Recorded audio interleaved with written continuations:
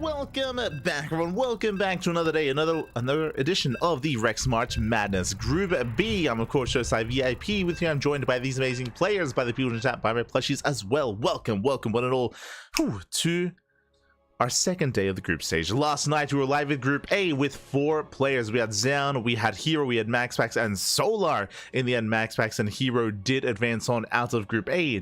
Now we are here to determine the 2 players to make it through Group B. Here we go. We have 4 players. We have 3 Terrans and we have a Zerg. But really, we only have half a Terran because we're jumping into a TVP. Here we go, sporting in the top left-hand corner of Whispers of Gold. We have the South Korean Terran player, the Blue Terran, representing Shopify. It is ByuN. And spawning in the bottom right-hand corner, we have his opponents. We have the Red Protoss player, as again, he has not played a TVT since December of last year, representing Team Liquid from Atlanta, France. It is Clem. And if you're in the chat, predictions are open. Place your bets on who you think will take the series, who you think will advance on out of, or take this first initial series here and make it to the winners match. As a reminder, we're going to be featuring 4 players here tonight. We have Clem, we have ByuN, we have Cure, and we have SHIN. We have 4 players. Again, like 2.5 Terrans, we got 1 Zerg as well, and we got half a Protoss, as you can clearly see. As we are going to be featuring the group stage, the GSL group of Group B, and of course 2 players will advance on, 2 players will be eliminated. It is the GSL format. And best of luck in the chat with your Gamba as we're jumping into our TVP. Again, Clem, he has arguably the best PvT in the world. There's not a single Terran player out there that has been able to avoid his PvT except for Maru. Maru's the only player that has not played against Clem's Protoss. Clem has beaten every other Terran player in the world. But what I will say, in the last week of play, we have seen both ByuN and Cure actually threaten Clem. We have seen Clem drop maps and drop series to ByuN and Cure in the last 7 days, so we'll see if they can do it again. We'll see if they can bring Clem down, or if that was merely a fluke, if that was merely just an error in the matrix, an error in the code, and really Clem is just bound to win every PvT he steps foot in. It's possible. We'll find out. We are here to find out. For the time being, we have standard openers. We have our initial gate expand into Cybercore gate cyber expand out of Clem. Meanwhile, across the map, we do have our initial single gas opener out of ByuN, going for the fastest CC on the low ground economic build by a Terran player, standard opener out of our Protoss player. So far, so good. Let's go. Let us go. Otherwise, we're just going to be settling in. Again, Clem typically thrives in the mid-game. The mid-game is where we expect to be here for this TVP. Likewise, ByuN is often a very fast player, very fast, very intense. We expect to see him thrive in the mid-game as well and try to test the multitasking of Clem. We have seen Clem at times struggle to keep up with ByuN, at times only, so we'll see if ByuN can pull him apart. Until then, we do have our 1-1-1 opener. From here, we should be, should be going into Widowmines and to drop play, but we'll see if that's the case or if we go for add-ons instead. Keep an eye on ByuN. Meanwhile, the SCV is going to be going down here as the Adept does rock up. Zones away the first SCV. Doesn't quite get the kill though. ByuN does defend, ByuN does hold, and ByuN will force this back. So far, so good. Behind this, we do have our add-ons. No Widowmine production, no Widowmine drop. We're going straight for the tech lab. From here, we can go for an add-on swap into Banshee. Speaking of add-on swap, there it is. Add-on swap is on the way, and ByuN is going to be a little bit more assertive here in the early game. Meanwhile, standard opener, it's going to be Blink based opener here out of Clem, going in towards those Blink Stalkers. Likewise, very safe way to open up, assuming we throw down additional gateways. So far, it's going to be 2. There we go. Third gateway has just been thrown down for Clem. So 3-gate Blink out of our Protoss player. Hellion Scouts doesn't get much information. ByuN does get eyes on the tech, though, does confirm the Blink. Behind this, as we mentioned, again, it is going to be 1-1-1 into Cloak Banshee. ByuN is soon to be moving out across the map. You can see him actually waiting on top of the ramp, waiting for those Adepts, but last Clem shades up and Clem can cancel. Doesn't quite cancel. We'll lose an Adept. Yeah, a bit of a lapse in judgment there from Clem. Does come into the shade. We'll lose 1 Adept. The other Adept is going to be chased down. So far, very nice solo stepping here by ByuN. And ByuN, he will take down, just the 1. The other Adept does barely escape. What's important is that Clem has not scouted. He is not aware of the Cloak Banshee, but he is at least opening up 3-gate Blinks. A very safe play here by Clem. He should be okay, should be in position. He's with the safety robo as well. He has yet to make an observer, but we should be seeing an observer momentarily. As we get into this, a big shout to CranKy. TQD. Thank you so much. Thank you so much, King. Thank you so much for the support. Thank you so much for subscribing, actually gifting a sub to the community. Thank you. To Psych_SC2. Thank you so much. Do appreciate it. Hope you enjoy the content. Hope you enjoy the StarCraft. Hope you enjoy the casting here on the channel, as the initial Banshee does take down the probe. It does head towards the natural, but the observer's popping out in a couple of seconds. And the Banshee will get a second probe. Gets three probe kills and is zoned away at the same time. Clem, he commits across the map. He does move out. Actually spawns the Banshee. Oh my god, barely doesn't get it. Whew. Does force the activation of the cloak. Banshee to the main base, getting a fourth probe. Not bad. But Clem's making his way into the bases again. Because the add-on swap tank production is delayed, a tank is still on the way, and SCVs are going to go down. He's going to get just the one though. At just one SCV, tank does reposition. And with that, ByuN will defend. Oh, he will lose the gas geyser, but overall he will defend. He will hold on across the map. Banshee does hit the natural. 5 probe kills. You can see ByuN pulling Clem apart. Yeah, the observer can only be in one place at a time, and with that, he's being pulled apart left and right. There's the blink, and finally one Banshee falls, but still 11 probe kills. Did I say 11? Up to 12. 12 workers going down. And again, this is the ByuN that we know and love. ByuN, he is pulling Clem apart. Clem just cannot keep up. Second tank has arrived. He's going for cloaks, so he's going for blink, and looks like, Stim even. And Stim will not go down. Ooh, Stim will survive. Stim is not denied. Clem, he's in a rough position. He needed to find some damage. He got one SCV, he got one gas geyser. More probes going to be going down. 13 workers in total. And Clem, he is in a rough position. He's in a rough position here. He has to do something across the map, but it's a little bit too late. It's looking too little too late here. ByuN is secure. He repositions his tanks. Clem going back into the main base. At least attempts to. But ByuN is here. ByuN will zone away. And eventually ByuN is going to break out. He's still getting damage done. 2. Another 2. That's 15. Yeah, 15 workers in total for 2 Banshees. Well worth it here for ByuN. And we're still waiting for the upgrade. So ByuN, he won't move out without Stim. Stim is on the way. Combat Shield's on the way. Getting into tank production. Getting into Medivacs as well. Once all of this is done, then it's time to push. And I don't know if Clem can survive that move out. He's going to try though. Is spreading out, trying to catch any kind of drop play. Prism towards the main. Charge did just finish. He's going from blink into charge as a follow-up into delayed splash damage. Clem just needs a little bit more time here to get those warp-ins underway. Zealots are warping in. And here comes ByuN. We spoke about it. Stim is done in 6 seconds. Does get one Stalker. Now, as ByuN moves out, Clem should be moving in. He does have the Warp Prism to harass the counterattack. But you can see ByuN, he is somewhat in position. Somewhat. Speaking of, Scan does take down the Observer. Prism is not going in. Prism comes back home. Oh, no, never mind. Prism still active. We got plenty of charges. Tanks are going to be a little bit late to siege, and the tank is going to go down. Clem, he will shut down this push, takes down the first tank. Now going for the second, and we'll get it. Yeah, we'll get the second tank. Massive pickoff. With that, ByuN is also back one of his army. He should back up. ByuN should back up. Clem, he has defended. I say that ByuN is still rallying across the map. Oh, he's still rallying, but he lost 2 tanks for free. Trades well against the Zealots. ByuN still has momentum. Has another tank has just barely arrived. He thinks better of it. Does think better of it, does back up. And from here should be expanding. There it is. Third TC is on the way. Is floating over as we speak. And the game continues. So really nice defense here by Clem. It was so important that he was proactive. Remember, he was able to engage here in the center or towards the center of the map. He was able to shut down the tanks ahead of time. If the tanks did siege, then ByuN most likely would have broken this position. So very tense moment there for Clem. Shuts him down. A Zealot drop into the main base. ByuN out of position. He was in position earlier, but did move out. Nice reactive drop. Heads into the main. Likewise, Vikings, they hunt down the Prism.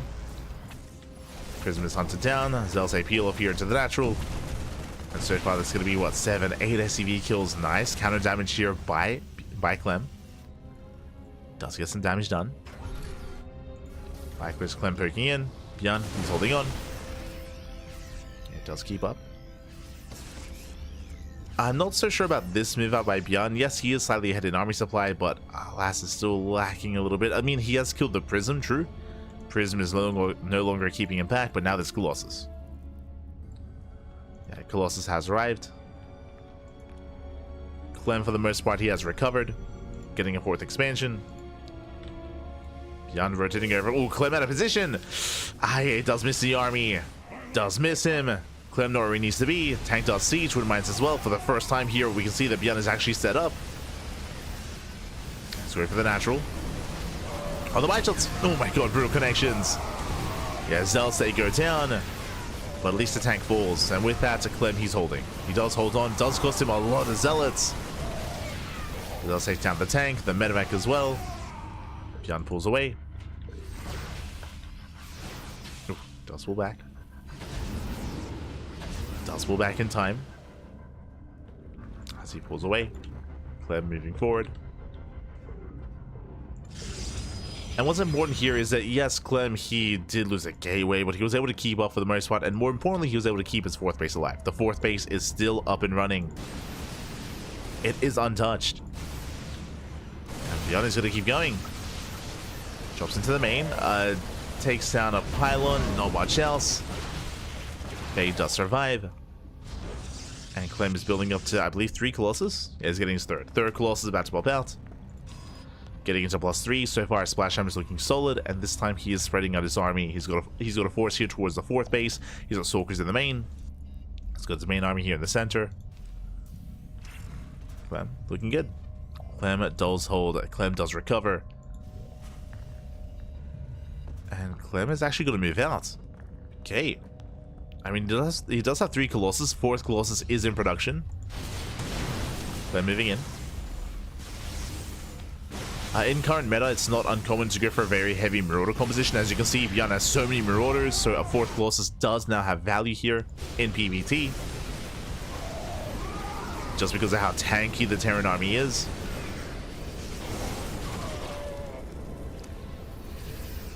Clem does poke in, takes down the Gas Geyser. So far, good kiting out of Clem. Ideally wants to bait out those Widow Mines. Lots of swipes here on the expansion. Oh. And the 4th Colossus is soon to join the army. Hits out the other mine shots. Nicely done. EMPs do connect on the Stalkers. Yeah, brutal EMP. Stalkers have to get the hell out of here. Does kite back. 4th Colossus has arrived. Oh my god, and it looks like GG gets called. Yeah, he cannot chase this down. Very nice kiting there by Clem. And with that, Clem will take game number 1. Whew, GG. Very intense, very back and forth. Again, ByuN had an amazing start to the game. He killed 15 probes, 15 workers in time. Mineral line went down. It was a strong start, but remember what happened after that. ByuN went for a counterattack, went for his stim timing, and ByuN, he got caught on siege. He got caught on siege. He lost 2 tanks before they could do anything.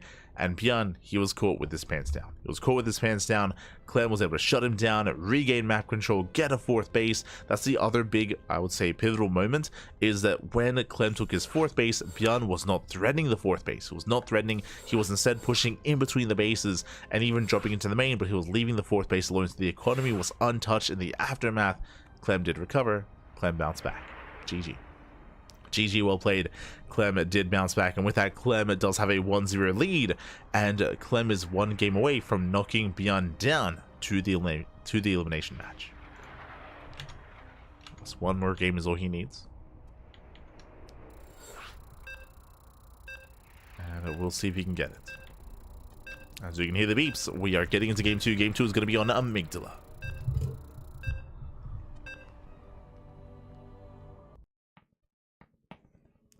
Here we go.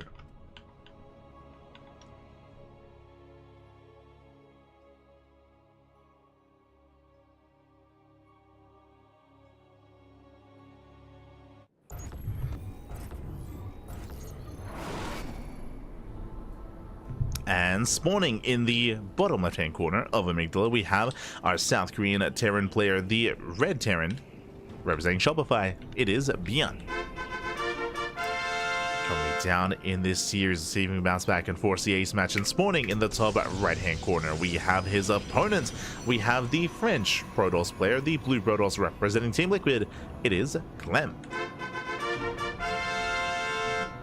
Again, despite the aggression, despite the speed of ByuN, and again, ByuN did successfully deal critical damage, that is true, it was in the aftermath. It was after the aggression had subsided. It was when Clem could then focus on the main fights, he could focus on the main pushes, where Clem was able to overwhelm and persevere. It was impressive. It was very impressive there, especially considering that Clem didn't really get any counter damage done. If you remember, he had Blink and he was trying to go into the main, but he'd failed to snipe the stim. He only got one SCV, he got one gas geyser. He really got minimal damage in the counterattack.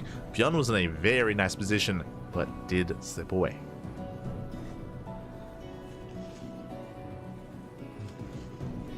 Did slip away. And with that, we're getting into game 2. So far, ByuN once again single gas, so going for a Rax expand economic opener out of ByuN into a delayed factory, into a delayed starport. Meanwhile, Clem going for a gate cyber expand, a standard opener once again, 2 games in a row out of Clem. Again, I don't expect Clem to do anything different. I expect standard play, just like last game, 3 gate blink into a robo, then into a third expansion is what we expect. It's what we saw in game 1, and most likely what we're going to be seeing here in game 2. Clem, I don't really think he's one to play around with Stargate openers too often. I would say that on Amygdala, Stargate play is viable. It is definitely possible here.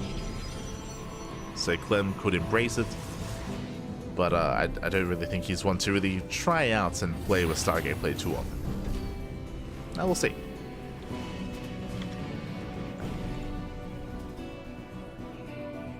Just catching up with the chat. Yo, shout out to Gary. ¿Qué tal? ¿Cómo estás? Good to see you. Did see you earlier watching the ladder stream. ¿Qué tal? ¿Qué tal? Also, shout out to your bro Chris. Welcome, welcome. Good morning. I think it's quite late in. Oh no, my apologies. I'll say quite late in the Americas, but I believe what up is supposed to be. He's double expanding. Jesus. So it was a single gas opener. It's Rax into CC into CC. 3 CC, 3 racks out of ByuN. Again, if you are familiar with ByuN's play last season, you would know that ByuN, he was all about this build on site Delta. He would exclusively do this build on site Delta, just hyper greed. This does snowball out of control in the mid game, and we brought it back here on Amygdala. This is a build that ByuN does like to mix in from time to time on larger maps. And Amygdala does count as a larger map. So hyper greed out of ByuN.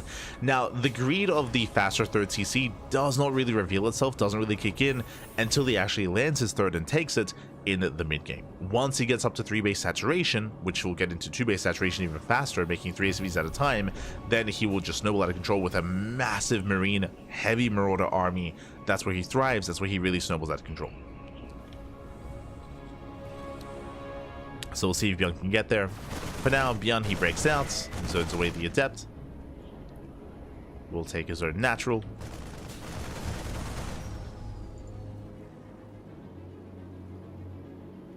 Let's take his natural. Third Rax is in production, working towards that stim timing.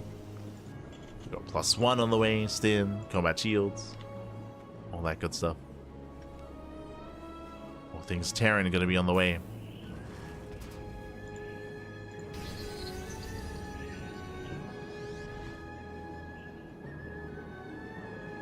Clem just building up as well. Ooh, greedier build this time. So as a reminder, last game we had 2 gate opener into, we had 3 gate opener, 3 gate blink into robo into expansion.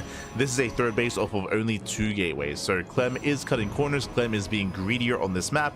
Likewise, so is ByuN, right, with a faster TC. So this is the name of the game on Amygdala. You do go for more greedier builds in the early game, and so far both players are cutting corners.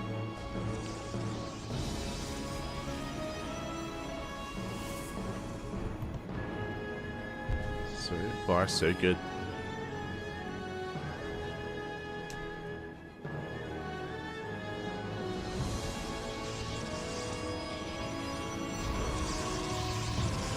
From here, building back up, throwing down additional gateways.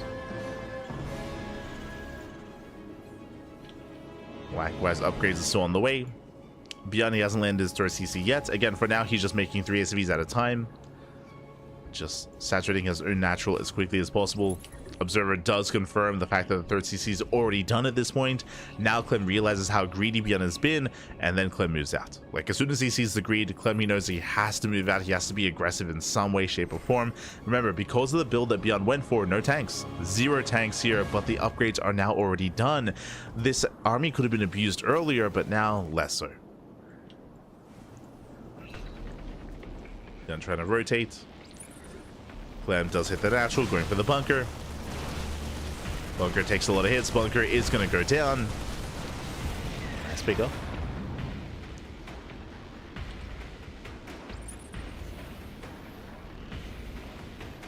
Let's see observers so far. They'll see everything.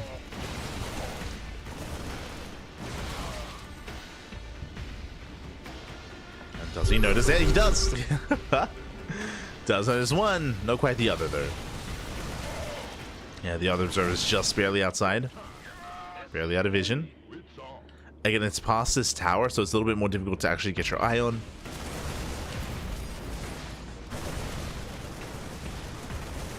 And it does ByuN notice. I'm just focusing on those rocks. Knocking them down. Building up additional Waxes, getting his third base, and again, we shouldn't really push. We shouldn't really be seeing ByuN be too aggressive until he gets his third base up and running. Like, that's the benefit here, and the reason why he did rush into his third CC is to get that 3-base saturation. Oh, till then, catches out a couple Stalkers. A very nice catch. And 2, 3, 4 Stalkers going down. With this, ByuN can counterattack, and the fourth base is looking exposed. Another stim, second stim here for ByuN. Dusts it forward, takes down the Stalkers, takes down the Zealots as well. Going for the expansion, first sending back the arm, but the Colossus has arrived. ByuN stims in. It doesn't quite get it though. It doesn't quite get it in the end. ByuN going to be forced back. Getting another Stalker and another. Very nice trades here from ByuN. Doesn't quite get the Colossus, but does reset almost the Stalker count. Oof. ByuN does pull away, does pull back. That was a rough trade. It wasn't a bad trade for ByuN, but last I'm sure he wanted the Colossus, doesn't quite get it.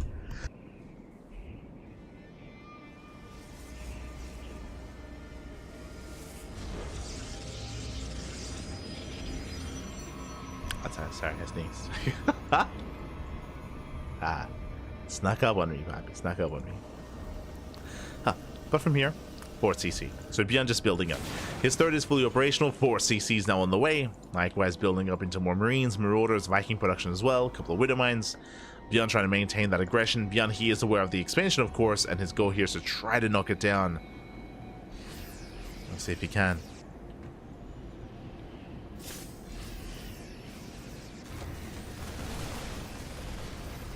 That's the Zealots.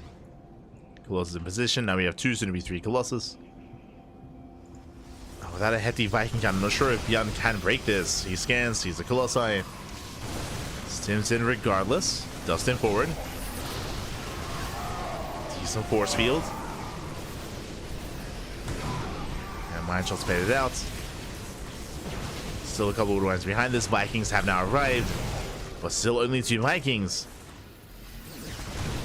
Yeah, nice mine shot here on the Widow Mine. Sorry, on the Sentry. Sentry goes down. The last Clem is just forcing ByuN all the way back home. ByuN has to be careful to bleed out too much. Oof, as he bleeds out a lot of Marauders here. Yeah, the Colossus, they just get so much value as the army retreats.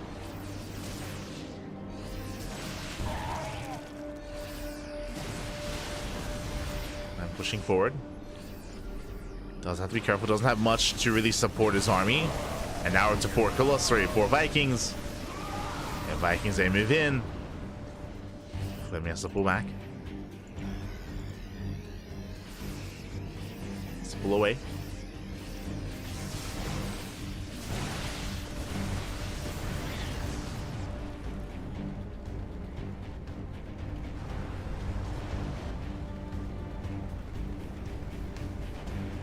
Pull away. Still building up. I'm gonna get there aren't that many Stalkers that support the Colossus, so he has to be very careful. Vikings moving in. Getting a volley up. It's a volley up on the Colossus. Clem getting ready for a massive Zealot counterattack. Fourth base is looking exposed. And going for the gold instead. He's going for the gold expansion. Clem taking his own fifth. Keeping up economically. Trading very well with those Colossus. He's up to 4. Up to 4 Colossus. That's a lot of lasers. Zealots at the third base. Getting 5 SCV kills, pulling away. Main army moving in. And ByuN, he just can't keep up. We'll see another 6 SCV kills. Prism into the main, going for a massive warp in. Warp in will barely complete. Oh, that's partly complete. There's Clem moving in. Ooh, catches a medevac.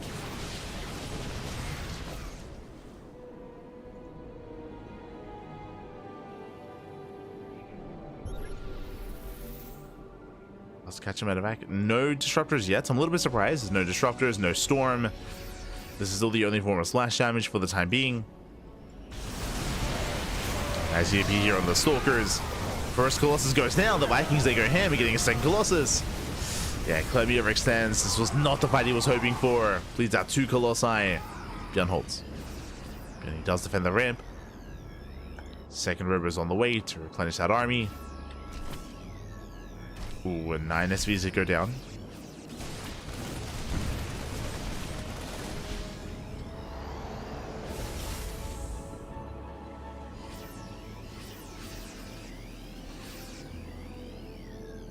Nine SVs did full. Colossus, they get behind the mineral line. Oh, this goal base, it's so difficult to maintain. Especially against Colossus like this. Yeah, ByuN, he's stuck with a 3-base economy. Like, 3 bases isn't bad, of course, but it is when Clem is on 6. Gee, he's got double the base count. Double the base count of ByuN and just choking him out. Starving him out here. ByuN just cannot expand. Army moves in. Oh no, the CC! No! No! Sean gets a kill. Snipes the 4th. Prism into the main. And it's just too much. It's just too much at this point. ByuN, he will get on top of the Colossus, but it doesn't matter. Charge will say dive in. GG gets called. ByuN completely torn apart. And Clem will take the series 2-0. GG. Ooh, GG, well played. ByuN, he had a very strong game 1. Game 1 was very intense and very back and forth. Here in game 2, essentially, once Clem realized that ByuN was being greedy, Clem, he met him in that greed. Clem, he was so quick to get his 3rd base, to get his 4th base, more importantly, to saturate, to just maintain map control and be as greedy as he could.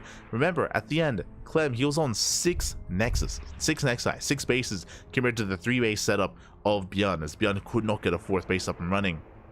It just wouldn't happen with that GG. GG, well played. Clem was just being so oppressive, so aggressive there, just containing the Terran, and with that, Clem does snowball out of control. Clem will claim the series, and now we're heading over to the Korean server for our next matchup. Here we go. Yeah, heading on over, and vetoes are underway. Vetoes are getting underway. We may as well take this moment here to catch up on the bracket to figure out where we are and where we are headed. Let's go.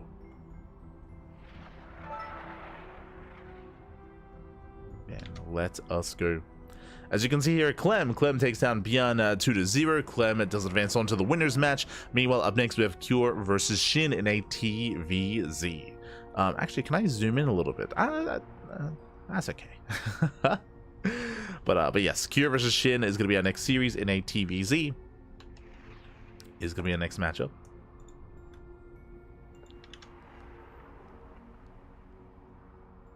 And we'll see if Cure can get that rematch. Again, Cure, he has been looking very impressive as of late, specifically in the TVP matchup.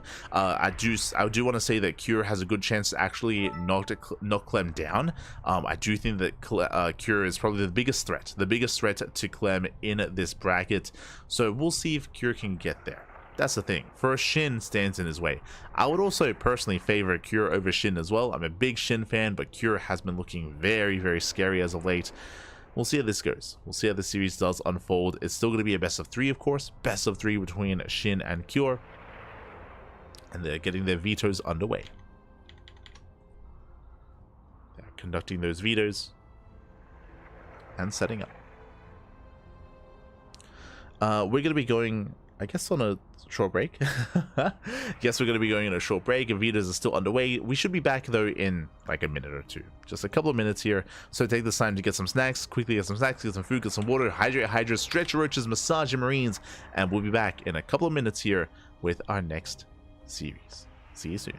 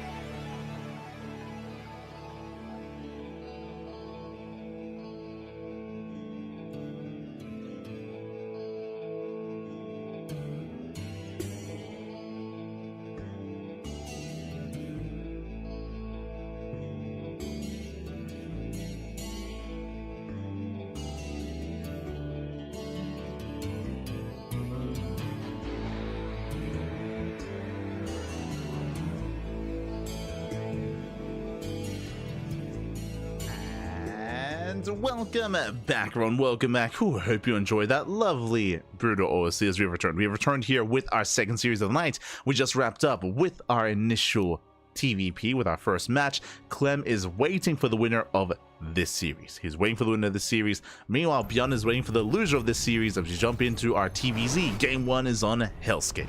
And spawning in the bottom left-hand corner, we have our South Korean Zerg player, the Red Zerg, representing Diamond Gladiators. It is SHIN.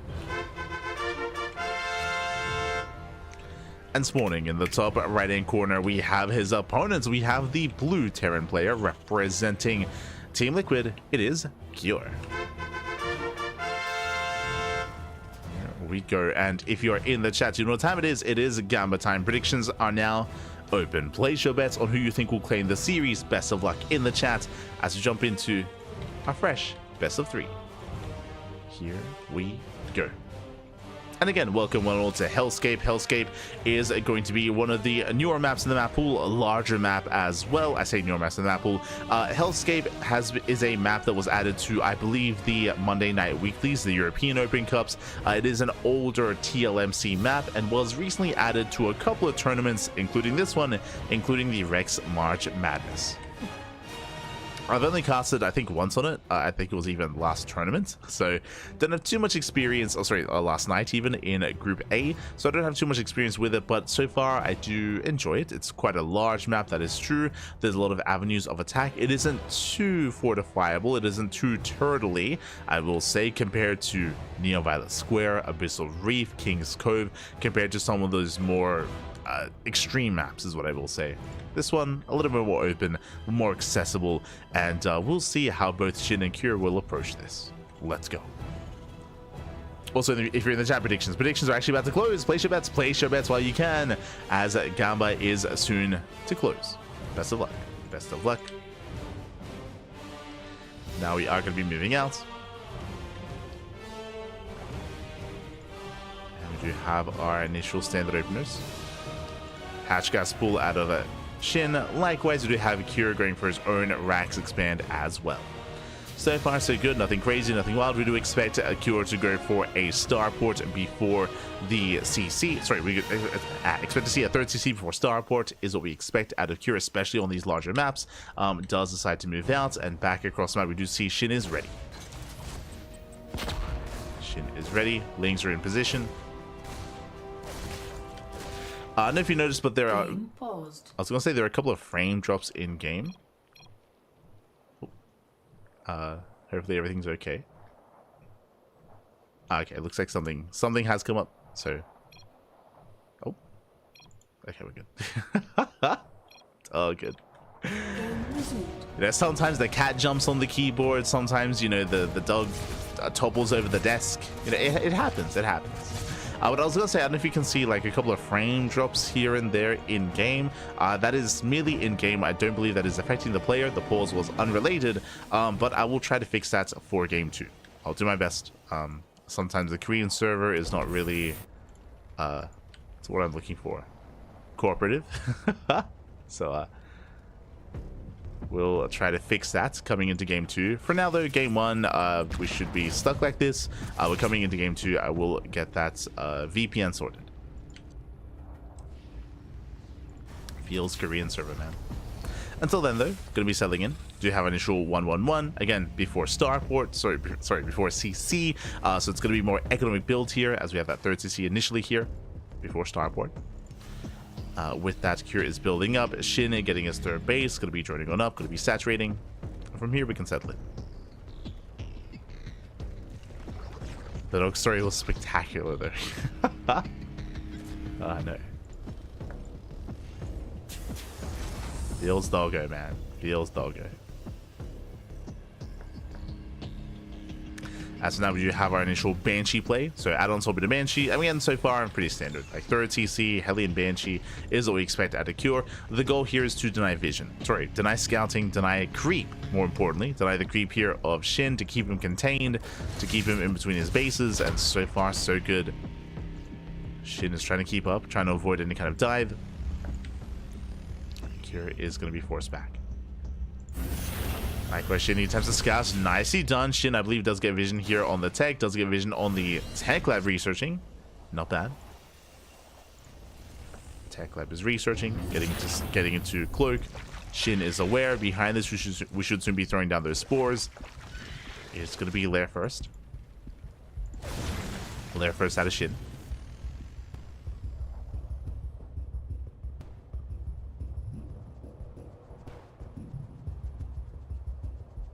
Here he does rotate. And Shin is trying to keep up. So far, so good. Spores are in production, and as the Banshee comes in, the spore, I believe, is done. Just in time. Just as the Banshee arrives. Honestly, really nice timing. Really nice timing there from Shin. Does finish up that spore.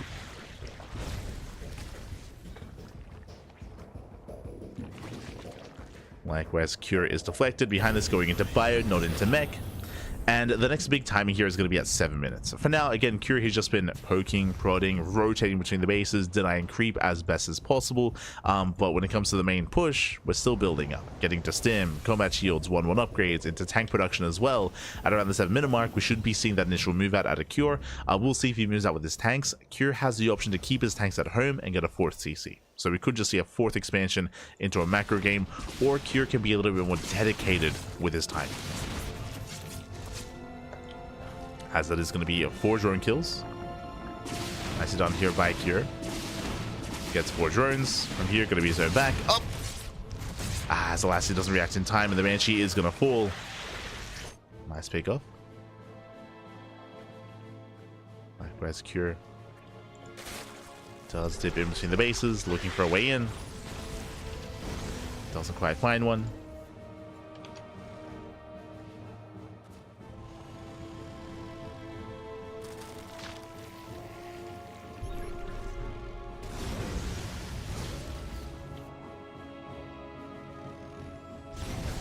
Doesn't quite find one, not yet.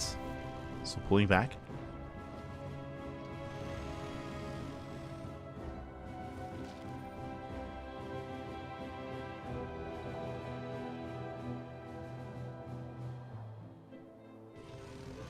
So pulling back. Cure going to be rotating out. Again, we spoke about that 7-minute timing. Here it is. We're reached 7 minutes. Here comes the first push, and the Cure, he does move out with that tank. He will keep his Banshee at home to defend, but the Hellion tank does move out.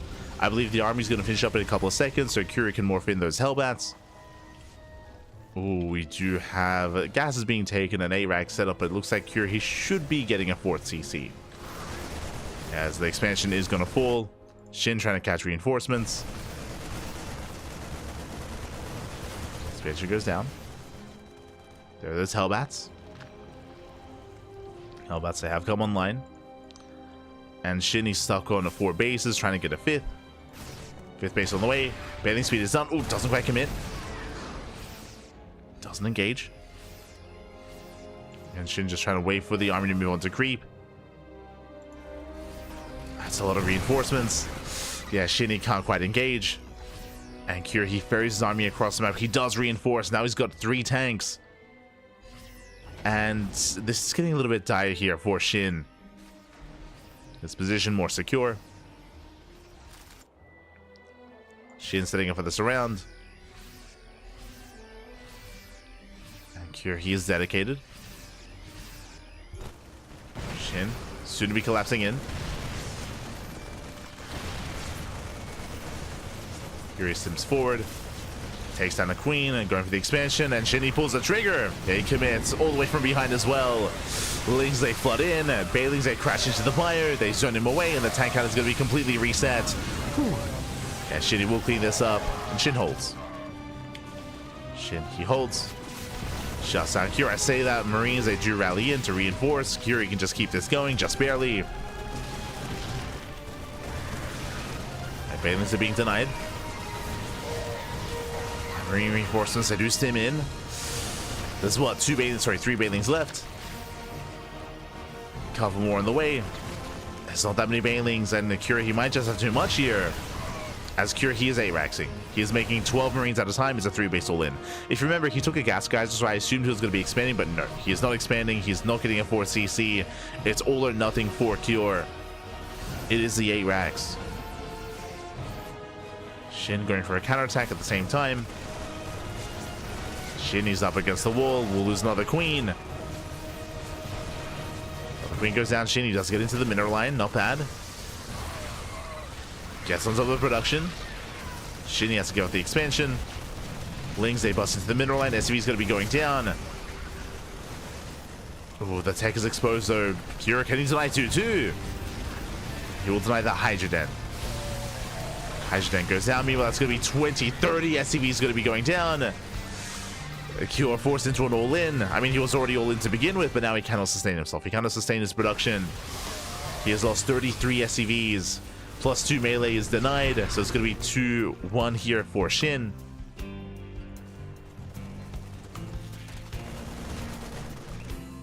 Cure still keeps rallying. Still keeps going.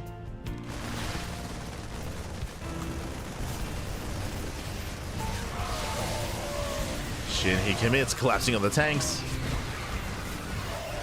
And Shin, he should have enough. Yeah, he should barely have enough here. Takes down the tanks, takes down the fire.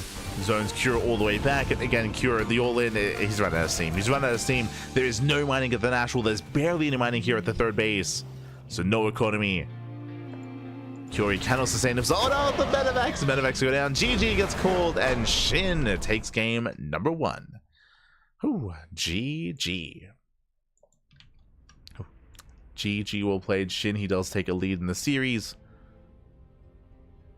Does take the first game. So I'm just setting up the VPN. Beautiful. But GG well played. Again, Shinny does take a lead. Again, Cure, he was completely all-in. He was going for an 8 racks. That is a 3-base all-in where you don't take both gases at the third base. You don't take a 4th CC. You don't get a second factory. It's just 12 Marines at a time and your tank production as well. And initially things were working quite well there for Cure, but it all ended when Shin got away with his run by. Remember, Shin, he went for a massive link counterattack. He was able to catch reinforcements and get into the mineral line. He crippled the economy. If Shin didn't kill 30 SCVs then and there, most likely Cure would have kept going and Cure would have broken Shin. Like Cure, he was trading very well across the map. He was shutting down the banelings, he was shutting down base after base, he got the 5th, he got the 4th, he was doing quite well with his push. It was just the run by, right? It was just a counterattack that did catch him off guard. His pants were down, Poppy, the pants were down, and Shin takes a lead. Now we're jumping into game number 2, going to be on ley lines. Let's go. Jumping into game 2. And we'll see if Cure can recover and force the ace match, or if it all ends here and now. Again, I don't believe that Cure has to resort to things like an 8 racks to take the series, but again, it is going to be on Cure. Till then, spawning in the top right hand corner of ley lines, we have our South Korean Zerg player, the Red Zerg, representing Gaiman Gladiators, leading the series 1-0. It is Shin. And spawning in the bottom left-hand corner, we have his opponent, we have the blue Terran player representing Team Liquid. It is Cure.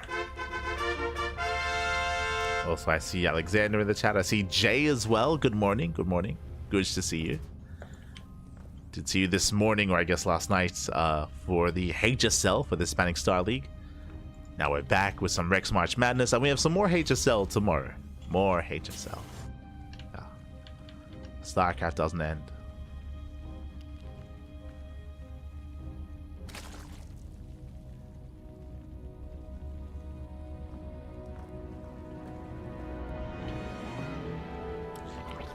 Players are going to be settling in.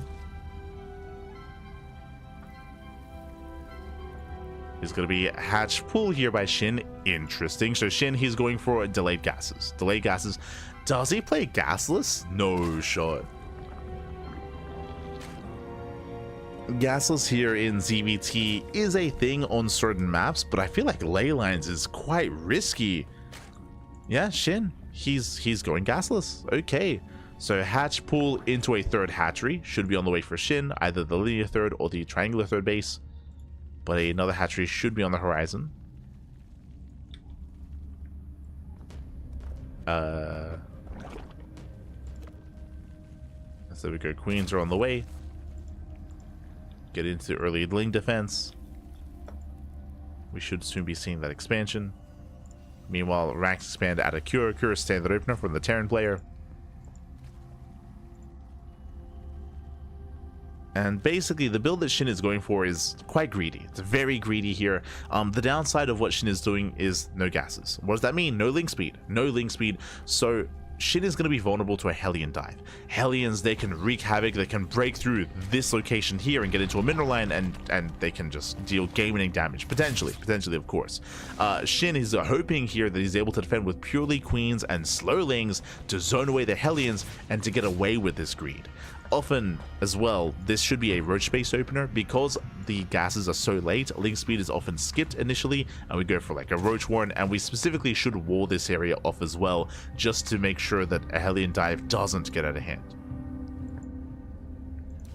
Meanwhile, third CC before starport, economic build out of Cure. Shit, back at home, still building up. Pulling into his gases. and just full droning. Just droning as we speak.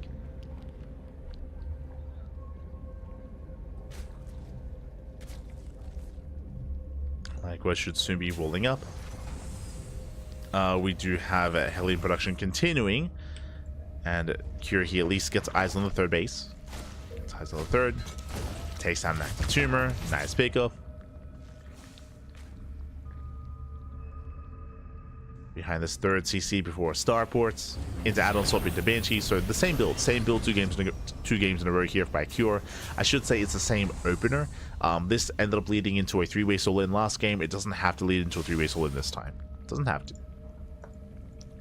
Meanwhile, Shin, he doesn't go for the Roach Warren, not yet. He does actually go into Link Speed, but he stays in gas. Does stay in gas. Hellions, they attempt to dive. Hellions are deflected.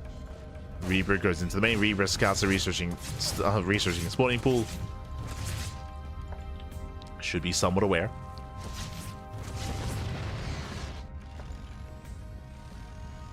He's building on more Hellions. And yeah, he's just going for the dive. Yeah, he knows. He knows no Link Speed. Does go for the dive. We spoke about this. And nice positioning there by Shin. Oh my god, very nice positioning. Pulls away in time. He blocks off the ramp. Hellions do not gain access to the main base. Boys are being pulled. And with that, the Hellions get locked down. They get only 2 drone kills. Very nice defense here by Shin. Cure with the Reaper Scout, he recognized how greedy Shin was being. But Cure, he tried to punish, failed to punish. And with that, Shin is in a much better position. He has a boosted economy. From here, soon working towards Lair, working towards the mid game. Getting to a 4th base. Meanwhile, the Spore is not quite done. Neither is Cloak. And Cloak isn't done either. Banshee forced back. Cure getting his 3rd CC on location. Getting into his own bio composition. We'll keep an eye on the production to see if he does go for a 3-way all-in once again. There's our lair for Shin. I will say this is a bit of a later lair. Shin, he did have the gas for it, but didn't quite invest. He was waiting for extra queens instead.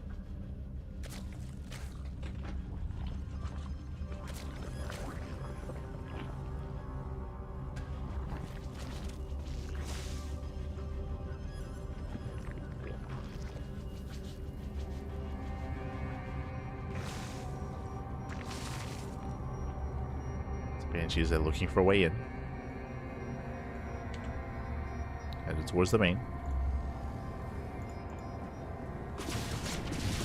They do hit the 3rd instead. Getting a drone.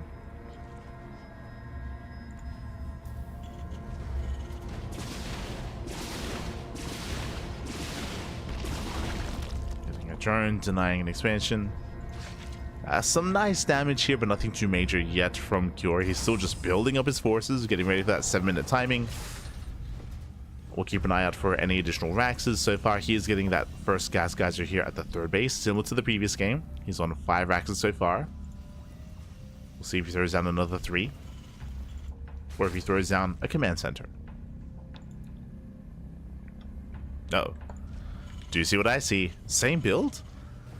Okay, I mean, I'll be honest. I don't think Cure has to rely on 3-base all-ins. I'll be honest, but okay. That's 3 more Raxes. What is that? An A-Rax. It's gonna be an A-Rax. This is the same build from last game. Right now we're making 8 Marines at a time. Soon it's gonna be 12 Marines at a time, and just mass Marine tank. Oh boy. Now this is a smaller map, true. Oh, as Cure moves out, Lings, they flood in. SCVs are going to be going down. Cure out of position. The Panzer down once again. Yeah, so far going to be 8 SCV kills. Very nice damage. 9 mining time. Cure turns back around. Does on siege for a moment, for a time. And so far this is a strong start for Shin. Yeah, very strong start. Cure's forced to give his reinforcements at home. Shin, he's going to reverse around. As he's building up more Lingbane. Building up. He's injecting. Here come those reinforcements. Here's pre-siege. Oh, Shin going for a bailing run by actually. And again, this creep is just buying time. It's just buying time. It's keeping Cure on the edge of creep. Has to slowly push forward. Has to slowly siege up. Cure does have reinforcements. Bailings, they attempt to roll in. They knock down the depot. And they don't quite get much damage done in the mineral line. Catching a couple of Marines, not bad. Gets a couple of Marines, denies more mining time. That's going to be... Oh, the tank! The tank gets around it. Massive pickup. Tank goes down. Ay, ay, ay. And Kira's still trying to push onto creep. But Shin is maxed. Shin, he's maxed out. He's maxed out in this 3-base all and it's falling on its face. I mean, we've already lost so many SCVs. Kira can't even afford to make 12 Marines at a time. He's supply blocked. Those depots. The depots that were killed earlier. Kira, he's supply block. Lings, they move in once again. Shin, he's just all over this. Saying, mate, you want to all in me? Mate. Learn to macro. Oh my god, Shin. Just shutting him down. Time and time again. I would have to agree as well. I was favoring Kira getting to a standard game, but no, Kira time and time again, he just wants to send it. He wants to, and here comes this around. Ling Bane from multiple angles. Bailing's rolling forward. Bio army getting shut down. There's one tank remaining. Did I say one tank? Now 0 tanks. In saying that though, that did cost all the Bailings here for Shin. Kira, he can still keep this going. The Bailings are about to be denied. Still so close. Kira, he's overstemmed. Tank goes down. Just barely. Shin is holding on. What's he holding on for? The Bailings. And Bailings have right with those Bailings. Kira, you cannot push them to creep. Not without tanks, not without a siege. Once the Banshees, they do wreak havoc here on the Queens. Plus transfuse. There we go, detection has arrived. Banshees go down. And again, Kira, he almost broke through, but almost is not good enough. And Shin will chase him down. Oh, the Bailings! Oh my god, brutal connections. Bailings connect.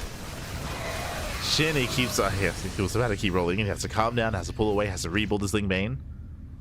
You can see without Bailings, especially off of creep, Shin, he just cannot engage. Scan reveals the 5th base. And Kira, again, he's only just now saturating on 3 bases himself. Nothing wrong. Oh, attempted Ling run by.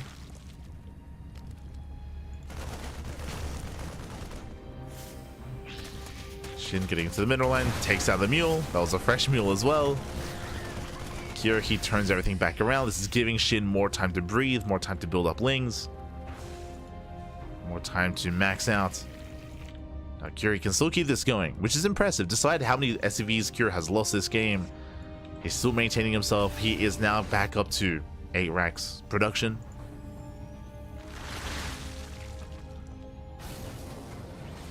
Tanks are positioning. Kira, he's going for it.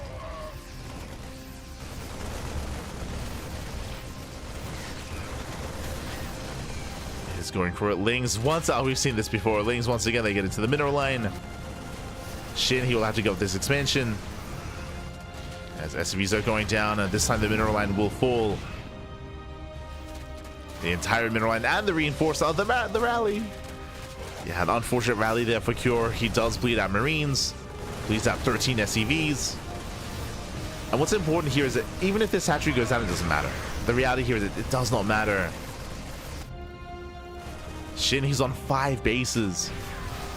And here we go, another attempt to surround. Tanks are going to be targeted. Enough Bailings, they make a pass. They crash into the bio. Oh, Shin has to become not to overextend. Shin moving in. Oh, does overextend here. Yeah, scary moment for Shin. He has to back off. He threw away his Ling Bane. Shin is in trouble. And Kira sims in. He's going for the kill. He's going for the throat. Barely does nice some of those Bailings. Queens are trying to waddle in. Oh my god, other connections. Bailings, they trickle on in. They do connect. And Shin, he holds. He does hold on. Again, despite all the economic damage, it was still a very close hold. GG gets called, and Shin will take the series 2-0. GG. Whew.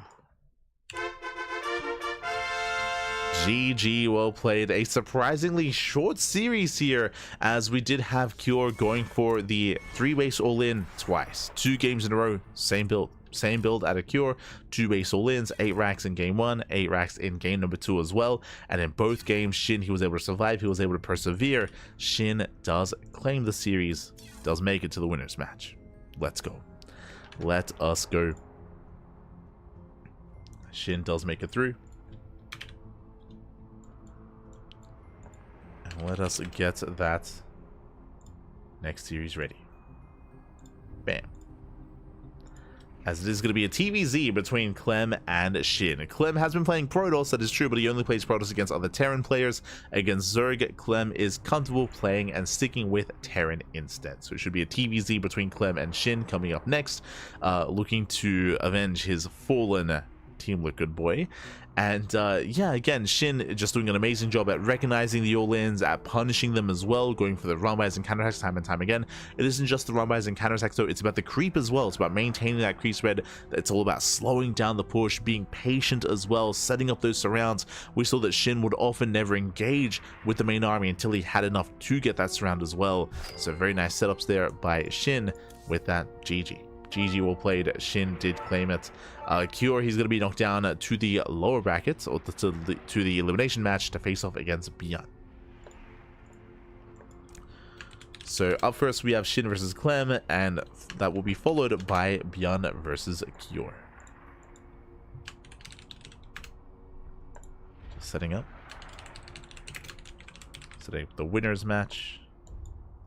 Elimination match.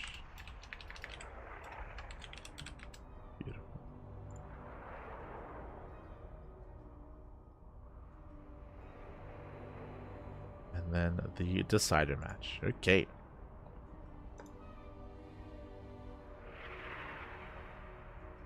It's catching up.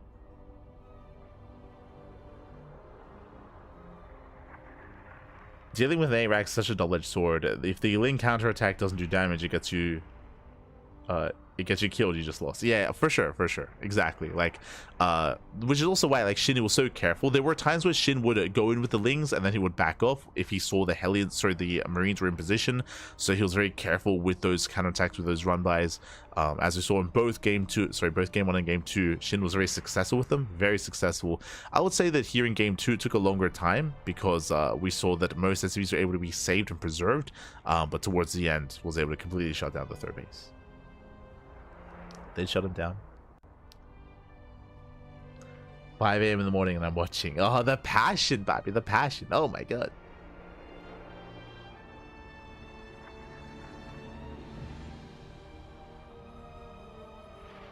StarCraft is joy, StarCraft is life. Exactly. How does account created 5 months before it became Twitch? I've been here since the beginning watching StarCraft. Let's go. Back in the Justin TV days. Oh no, I didn't watch any live streams until Heart of the Swarm. Back then, I was only watching on YouTube.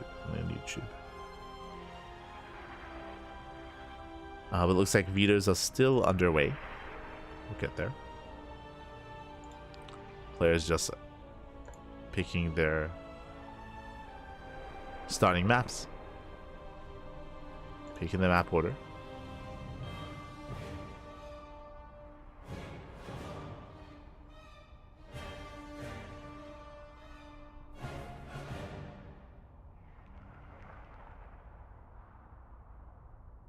Oh, okay, we have him. Looks like game 1 is going to be on ley lines, game 2 on Amygdala, and game 3 is going to be on El Dorado. Okay. We actually haven't been on El Dorado yet tonight. Let's go. Okay, we have our lobby, loading it. Oh boy, and we'll see how Clem will approach this. Again, I don't expect A-Raxes out of Clem. I'll be honest, I don't expect them. I'm sure Clem was even watching that previous series as well, and I'm sure Clem is thinking otherwise when it comes to executing an A-Rax. I don't think Clem has to rely on that. Clem most likely just going to be playing more standard. Really, the pressure is going to be on SHIN instead to try to catch Clem off guard. Now, we have seen SHIN defeat Clem in the past, but usually it is with all-ins. Usually it is with roach-based play or catching Clem off guard as Clem is macroing, as Clem is building up, or as he's going for drops across the map. It's the run-bys and counterattacks and committed builds that SHIN has to offer that can, at times, catch Clem off guard. It's happened before, it could happen again. Personally, I would love to see an ace match. I'd love to see a game 3, but the pressure is on SHIN, as Clem is the best player in the world. Clem is the reigning world champion. Let's go. As we are getting into ley lines.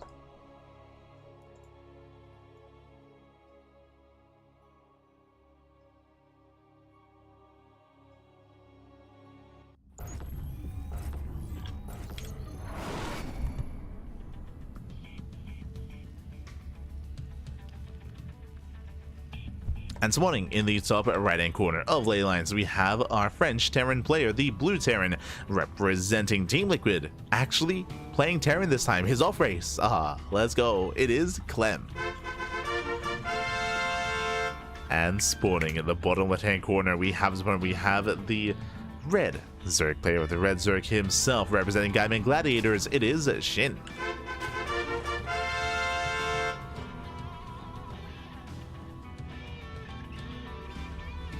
Go. So we are going to be opening up. SHIN opening up hatch gas pool. Now we did see SHIN go gasless last time. True. Did see a gasless opener, and SHIN, he got away with a lot of greed. I do not expect to see that here against Clem. The reason why I say this specifically against Clem is because if you watched EWC, if you've watched Cyril versus Clem, you'll know that Cyril, time and time again, he attempted to open gasless, and every single time he was punished by Clem ruthlessly, actually. And a lot of the games between Cyril and Clem were dictated by the early game because of that, because of the failed greed that Cyril was going for. And there it is, gas is being taken. Like, I just think it's so difficult to go gasless against Clem. Clem is just so good at recognizing and punishing that. So hatch gas pull out of SHIN. No crazy gas to start. Likewise, Clem get into his own opener as well. Nothing crazy. CC on the low ground. Prediction. Oh, my apologies. Yes, if you're in the chat, you know what time it is. It is Gamba time. Predictions are open. Place your bets on who you think will take the series. Best of luck. Best of luck in the chat. Settling it.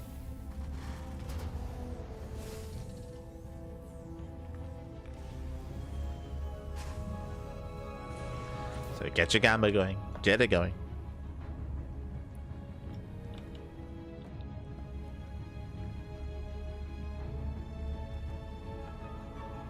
Huskies in 20. Yeah. Everyone watched Husky back in the day. I watched Husky, HD StarCraft, Total Biscuits. Yeah. Of course. Of course.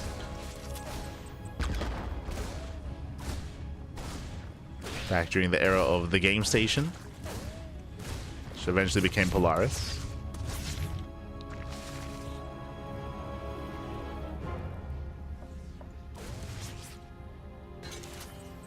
So now we do have Clem going for his third CC, so third CC before Starport. Economic build here out of Clem.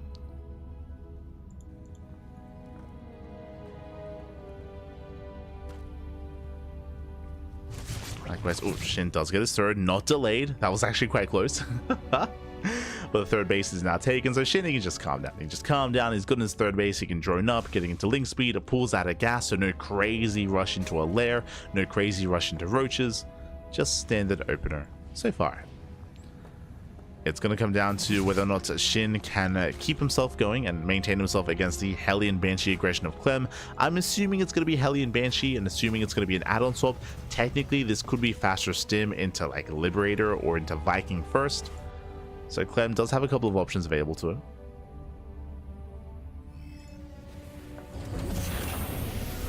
Does have options.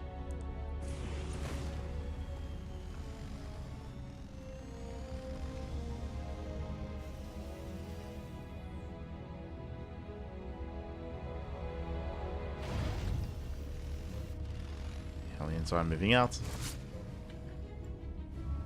Poking between the bases.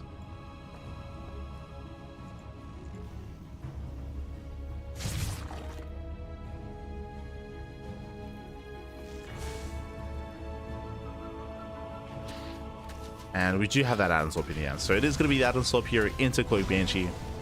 So just standard play here out of Clem. and we're just easing our way into that mid game. Basically, the goal here for the Terran player is to deny creep, and to get ready to push towards the 4th base, towards that 7-minute timing. We did see that Cure did attempt something similar, except he just went for all-ins and was much more committed. Here we can see that Clem is just so crisp when it comes to his build, when it comes to his execution. We have seen many a Zerg player attempt and fail to even hold their 5th base, and that's typically where the game is decided. That's where things can end then and there. Hold their 4th base. I apologize if I said 5th. But if they can defend the 4th. Meanwhile, Shin does open Lair first into a Baneliness, a very safe play out of Shin. This tells me that Shin's upgrade is going to be delayed. He's going to be going into faster Banelings and Baneling speed. Is it going to get there? Meanwhile, Stim is on the way. Extra racks for Clem and taking his 3rd base. Clem still rotating, and so far has done a great job here at denying creep. The creep is connecting the bases, but the creep is not being any more active than that.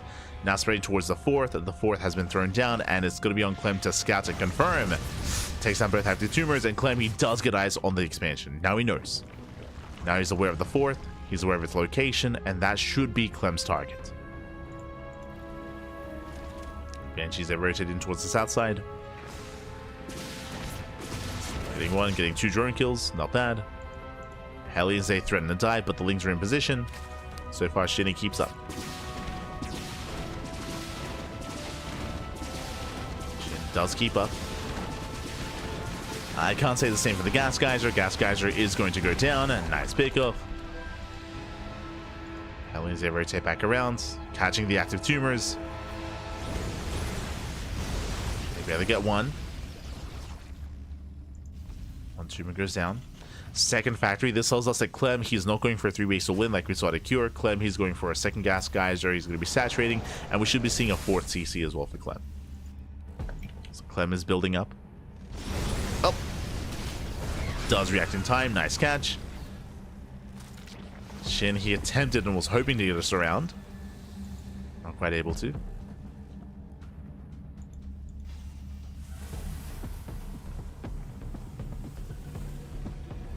Clem does move out. And Shin, he is more or less ready here. Again, Baneling speed is about to finish. It was prioritized here for Shin. Clem, he does reinforce. Tank has arrived. The creep so far looking solid here for Shin. Remember, these active tumors, they were not dealt with earlier. At the same time, Lings, they do hit the mineral line, but alas, Clem is in position. Queen goes down. It gets 1. Does catch 1 Queen. Likewise, creep is being denied. With the run by Shin, he did get eyes on the 4th CC. Yeah, so he's aware there's not an all-in. Coming in from behind, Hellbats are in position. And Shin, he should hold on. Yeah, he shuts down the Hellbats, gets on top of the tank. Clem, a very clean pickup, does save all the Marines, but the tank is dealt with. And Shin, he saves the 4th. Whew, does save the 4th expansion. So far, so good. Saves the 4th base. Clem moving out with a secondary drop.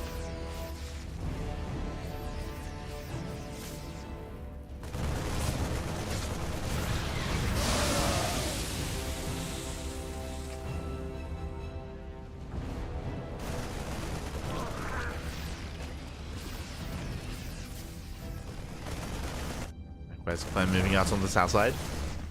All quiet, catching Shin out of position. Shin, he's ready, he's put up his army. Hatchery on the fire, but Shin, he should have enough. Oh! Oh my god. Whew, does force a pickup. Shin holds. Shin is keeping up, he's holding. Meanwhile, Clem gets its 4 CC. Again, we're building up towards the mid-game. Clem still being active. Gets caught out. Marines do fall. And Ashen is defending, is taking up. We're getting into Lingbane Hydra, followed by Infestation Bit. This is going to be for the Hive Tech. From here, we can take up into Lurkers or Ultras. We do have the option here for Shin. A lot of options available. He's working towards that Hive. Doesn't quite get the Marines. 4th CC gets spotted. Again, Clem expanding towards Shin. Clem reinforcing, this time with Widow Mines. And initially, Shin was keeping up with drops, but now here comes the main push. Here comes the main army. As Widow Mines do borrow this expansion. Oh, I'm not sure if Shin can save this. Widowmine gets spent. Hatchery is going to go down. The wide shots. Oh my god. Yeah, brutal connections on the Lings. Nice spread here by Clem, and Clem, he shuts down the army. Keeps on pushing forward. The base does fall. And there's no saving this. Not this time. SHIN, he's rallying back. He was trying to go for a run by. Nice target firing here on the railings. And again, Clem, he wants that expansion. Oof. Nice Widowmine connection once again. Targets down the railings. He gets every single railing. Oh my god. Gets all the railings. And Clem, he's snowballing out of control. Again, he does have the supply lead. SHIN, he is struggling to hold on to the bases. He lost his 5th. And now we're on an even base count, which means SHIN is behind. There's a reason why Clem is max and SHIN isn't. SHIN, he's struggling economically. He's struggling production-wise as well. There's so much that comes along with losing an expansion like this. As SHIN is now down in supply. Now, this entire time he's been taking up into lurkers, not ultras. The first lurker has arrived. Remember, there's no snipe, there are no ghosts. Nice spread. Clem, he wants to get on top of those 2 lurkers. Only 2. Only 2 lunkers. SHIN trying to hold on. Widowmine drop here towards the north side. Got 6 drones. Oh! Man, Clem, you cannot break through this. It's not going to happen. SHIN holds. Whew. SHIN does hold on again. He got to his lurkers just barely in time. Hive is done, and now we can embrace the lunker tech. Let's go. Lurkers are on the way. Clem, he doesn't stop expanding though. Not behind this. Gets a 5th.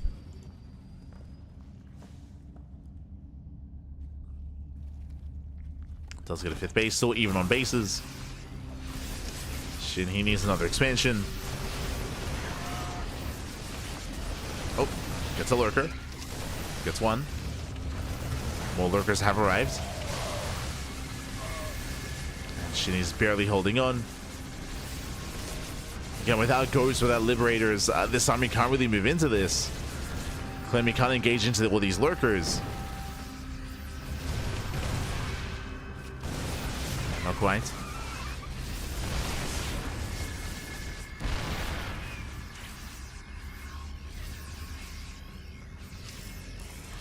Clem is making 4 ghosts at a time. SHIN, he attempts us around. Doesn't quite get it. Fusion core is on the way, so Clem is going into Liberator range. He's going to mass lib. Second starport as well. And SHIN, he does hold for the time being, but he has no map control yet. Like, SHIN is still on the back foot. Still stuck defending. Just now going for a run by. Likewise, collapsing on the tank. He gets the tank. Takes down the Widowmines. Clem pushing right down mid. Oh. Does push to the center. And catching a queen. Oh my god. Yeah, brutal mine connections. Bailings, they crash into marauders. With that Clem, he trades well. He does get away.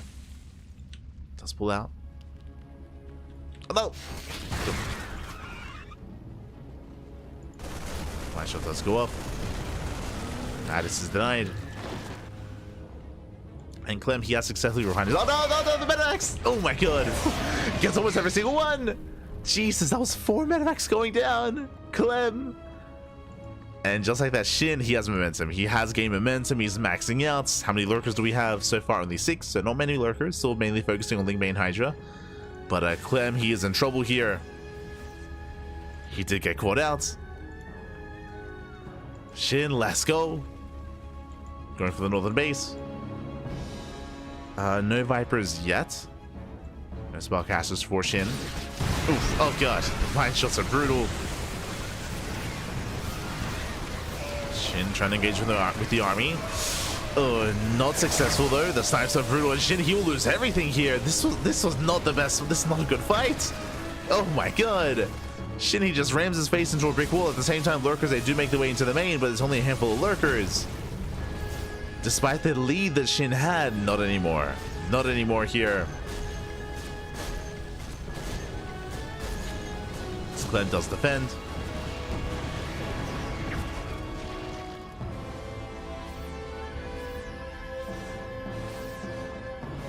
Does hold.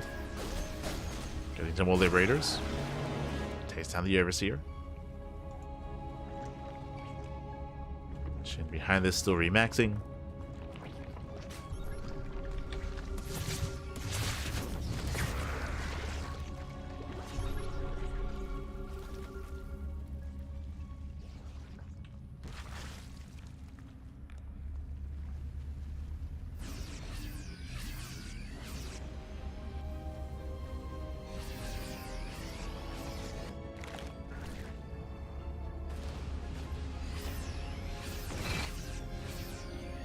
The game is slowing down.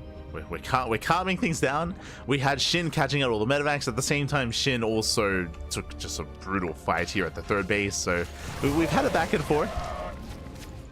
Have had that back and forth. Right now, Clem, for the most part, gearing up back at home, fully walling off center towers. Now he does push, this time with Mass Ghost. What was he lacking earlier? Snipes. What does he have now? He has how many ghosts? 19. 19 ghosts and 20 Marines. Almost as many ghosts as there are Marines. Mine shots going up. No major connections. So far, Shin is holding on.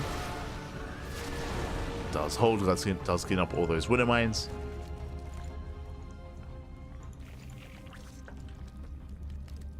Defend. Likewise, Shin securing that northern base as well. Now, what Shin is hoping for is for Clem to move out. He's hoping for Clem to move out with these ghosts. Like, Shin's army is designed to dive. It isn't the most efficient army, to be honest. It is not the most efficient. It's not the most cost-effective. That's where Broodlord Infestor comes in, or Hydra Lurker Viper. This is designed to trade instead. It's a much more mobile army. And ideally, we want to be sniping bases. Speaking of, does hit the southern base. Gets a ghost. Face down it goes, but oh, it does bleed out a little bit too much as the little link's going down. And as Shin distracts, attempts to run by, but doesn't quite make his way through. Shin now starts up his Spire. I do think that this Spire is late. I do think that Shin, he's been stuck on this composition for a little bit too long, and he just hasn't really achieved much at all with it. As we mentioned, like, this composition from Shin thrives when it comes to Clem pushing out onto creep, but that just isn't happening.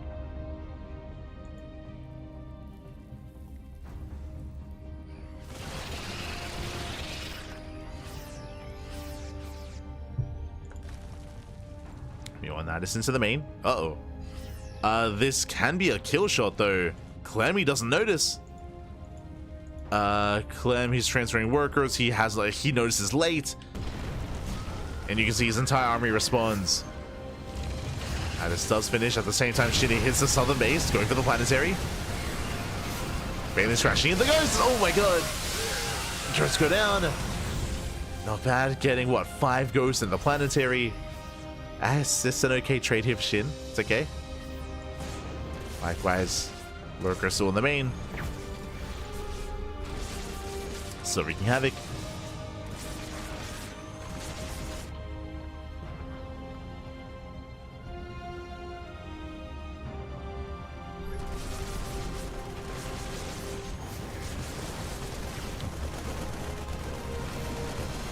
He is defending, he is holding. Holding on. Shin's still not with necessarily the ideal army. Still looking for a way in. Looking for a hole here in Clem's defense.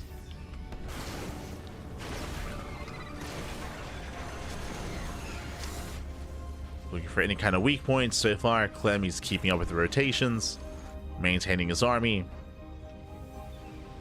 Yeah, more orbitals on the way. Sensor towers, Widow Mines. And I am concerned for Shin. Like, the soup does lie. Like, the supplies are close, that is true, but the reality is that Clem has the more efficient army. More importantly, Clem has a massive bank. He has a mineral and gas bank. Shin does not. He's got minerals, but alas, gas is lacking. Vipers have arrived. Oh, god. Mine shots are brutal. Mine shots, they pop up. I do think the best chance here for Shin is going to be with these Nidus Worms. Changelings, they waddle in.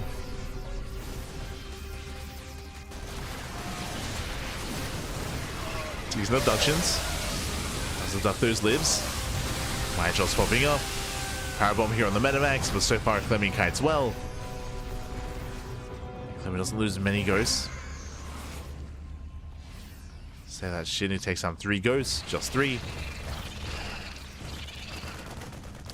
Nidus into the main base. It is spotted by Clem. And Clem with reinforcements, yeah, he will shut this down.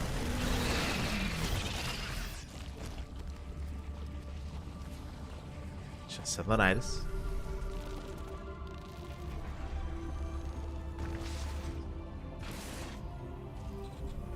SHIN rotating over. Ice spots the expansion. We'll see if he can collapse on it. The Ducks the Liberator. Lingbane rolling in. There's not that many mine shots. And we get some okay. Oh my god, never mind. We get some good connections. Clemmy does hold. Again, just absorbing these blows, absorbing these attacks from SHIN, and that triggers a counterattack. And you can see just how close the bases are from each other. They're in the same screen.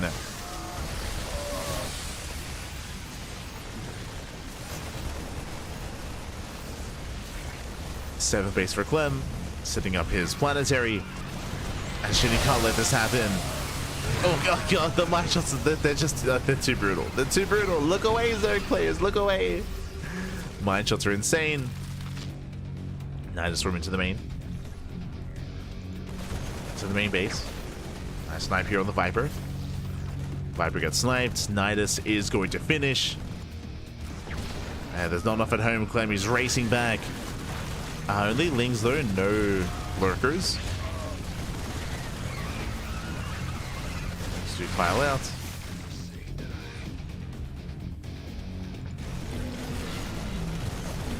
Yeah, a bit of a lackluster Nidus here from SHIN. He's got the one. Never mind. I was gonna say he's got the one Ling. Is cleaned up. Aliens roll into the center expansion, but this one is too late. The center expansion has already paid for itself.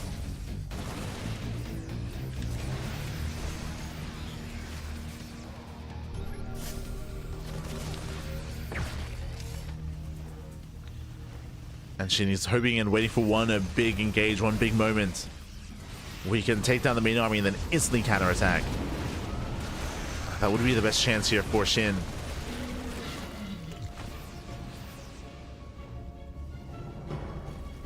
Is to punish an overextension. That's what he's hoping for. Oh, okay. Snipes here on the Hydras.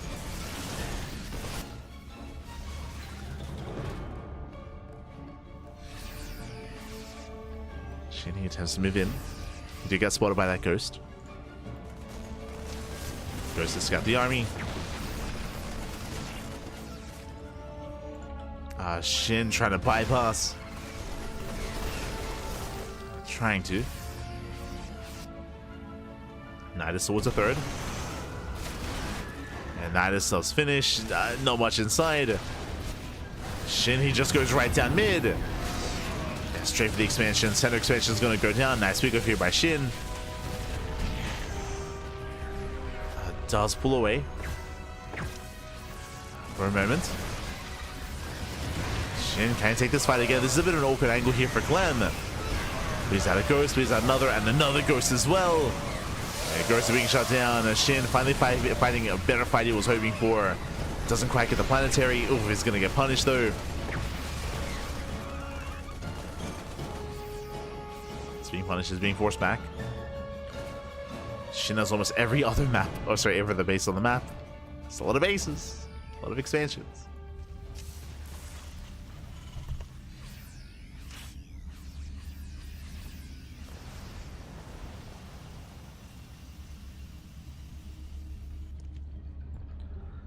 And finally, SHIN is taking up somewhat, going into Corruptors. These are going to be 1-0 Corruptors. Again, SHIN, he just doesn't really have a bank. He has never really built up a bank here. He has no Greater Spire, no upgrades. He has 1-0 for his Corruptors. So this Corruptor transition is going to be a little bit awkward for SHIN, as he's still just heavily reliant on Lingbane Hydra.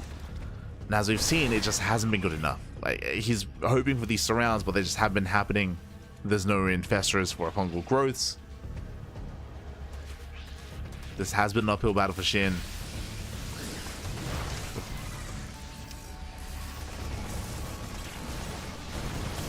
No, Clem needs to do is deny the expansion. Just deny the expansion and take the base for himself.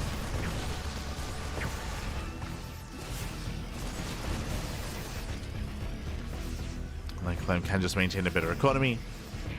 Northern base hasn't been contested here by SHIN.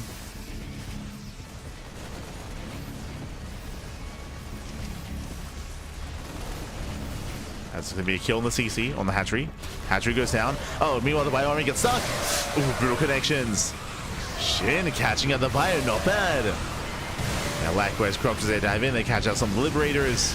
SHIN getting a good engage, shuts down the Planetaries. And he's going for more reinforcements. Takes down Marines, takes down Marauders. Oh, another bit straight against the Ghost, but the Ghost also goes down. And Clem has to race all the way back home. Again, Clem got caught out in the open. No detection though. Oof. No detection. He does survive, does break out. And the reality here is that SHIN was pretty all in with that. He was pretty all in. SHIN, he has no bank. He's having a hard time remaxing. He needs gas, he needs income, he needs minerals, he needs this expansion to get up and running.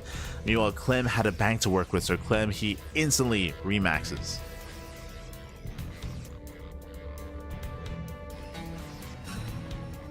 Again, Clem has been, for the most part, in control of the majority of this game. It's been SHIN treading water, and there were some nice moments like the previous fight that we just saw, where maybe SHIN can catch Clem while he's otherwise distracted, paying attention elsewhere. But not again, yeah, not again. GG gets caught, and Clem, he will overwhelm. Clem will take game number 1. Whew, GG. Just very clean play there out of Clem.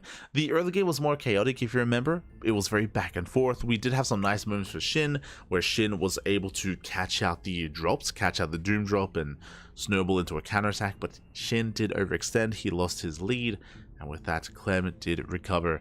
We saw that even though the armies were maxed out, as we were mentioning, the soup was lying. SHIN, he did have a maxed army, but it was a very inefficient army designed to trade, not designed for that kind of long game state. Not designed to be efficient, is what I should say.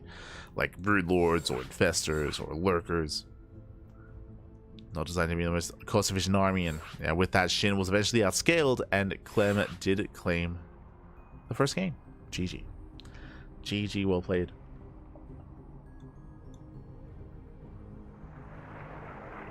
We go.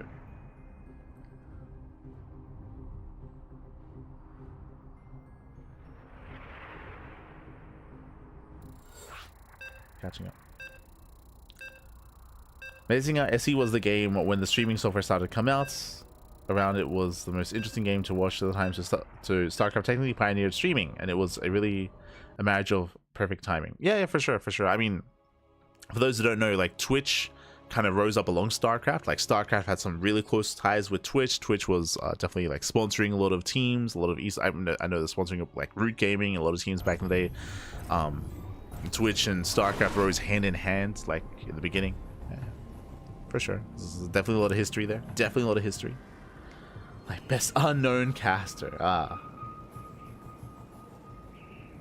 into it in Heart of the Swarm. Oh, I got into watching live streams in Heart of the Swarm. I started watching StarCraft during the beta. Of course. Of Wings of Ludi.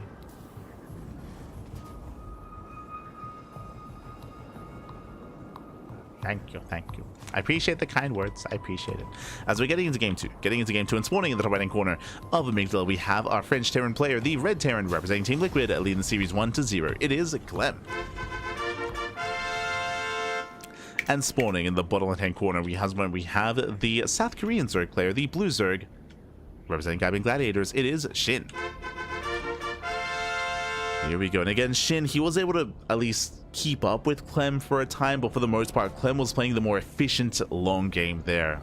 In game number 1, just going into mass Ghost, mass Sensor Tower, mass Planetary as well.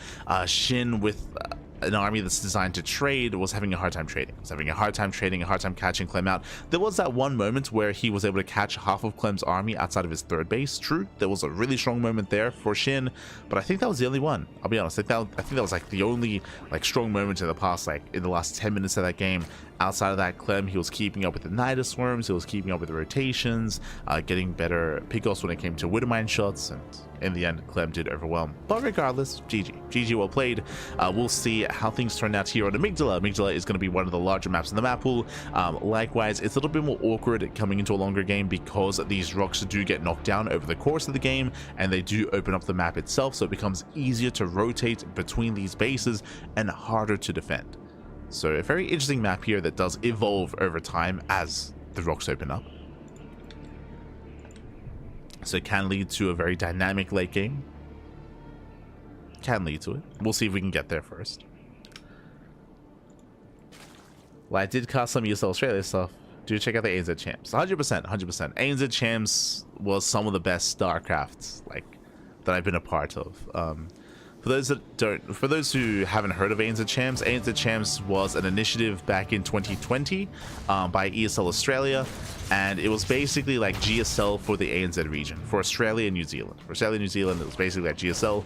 I was lucky enough to be a part of that. At the time, we were casting everything, of course, like back in 2019, 2020, we were casting everything, and they did take notes. We were able to, because I was local as well to Sydney, to the ESL studio, I was able to take part, and I was there alongside Maynard, Zeph, Pig, all casting, the Fluke, of course, and Pilsky. We were all casting together. And yeah, it was a lot of fun. It was a lot of fun. I think there's that 80s command, which is the trailer for ANZ Champs Season 1. It's very bittersweet because it was a really cool initiative and it did really well, but it started again early 2020, just as like COVID was coming into gear, and I remember there were plans to have like offline playoffs and fly players over, and there were like grander plans overall, but obviously because of COVID, it just remained like an online event.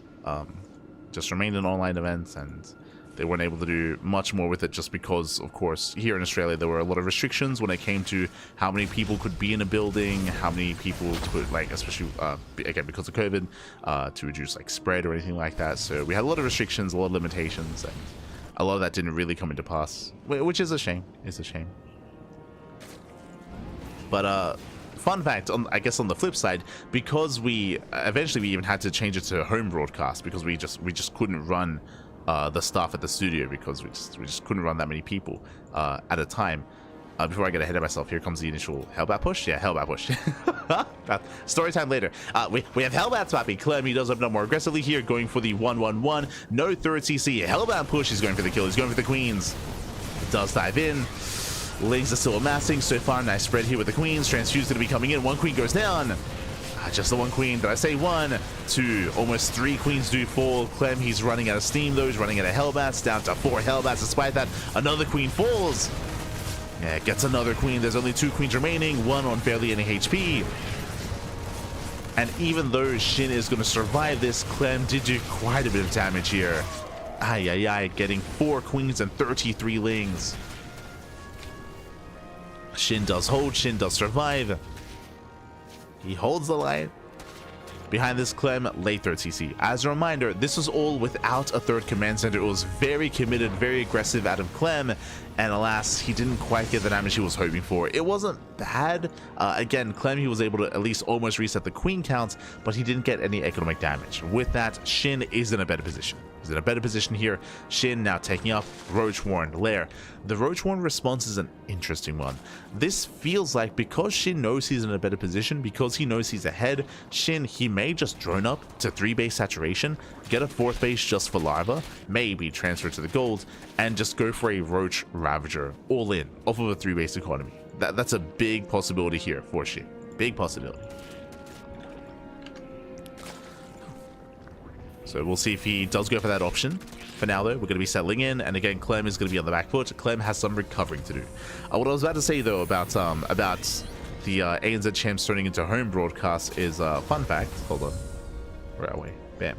Fun fact, this microphone, for example, and this headsets and this boom arm, the lights, like I have lights like on me right now. It all came from ESL because we had to switch to home broadcast for ANZ Champs, and I didn't really have the best setup for that. They did actually like send a bunch of like gear over so I can actually stream from, so I can actually cast from home. And yeah, still use it now. Microphone, the headsets, the lightings. The green screen I got myself, but yeah, so I do appreciate it. A lot of good people working at ESL Australia. Good people.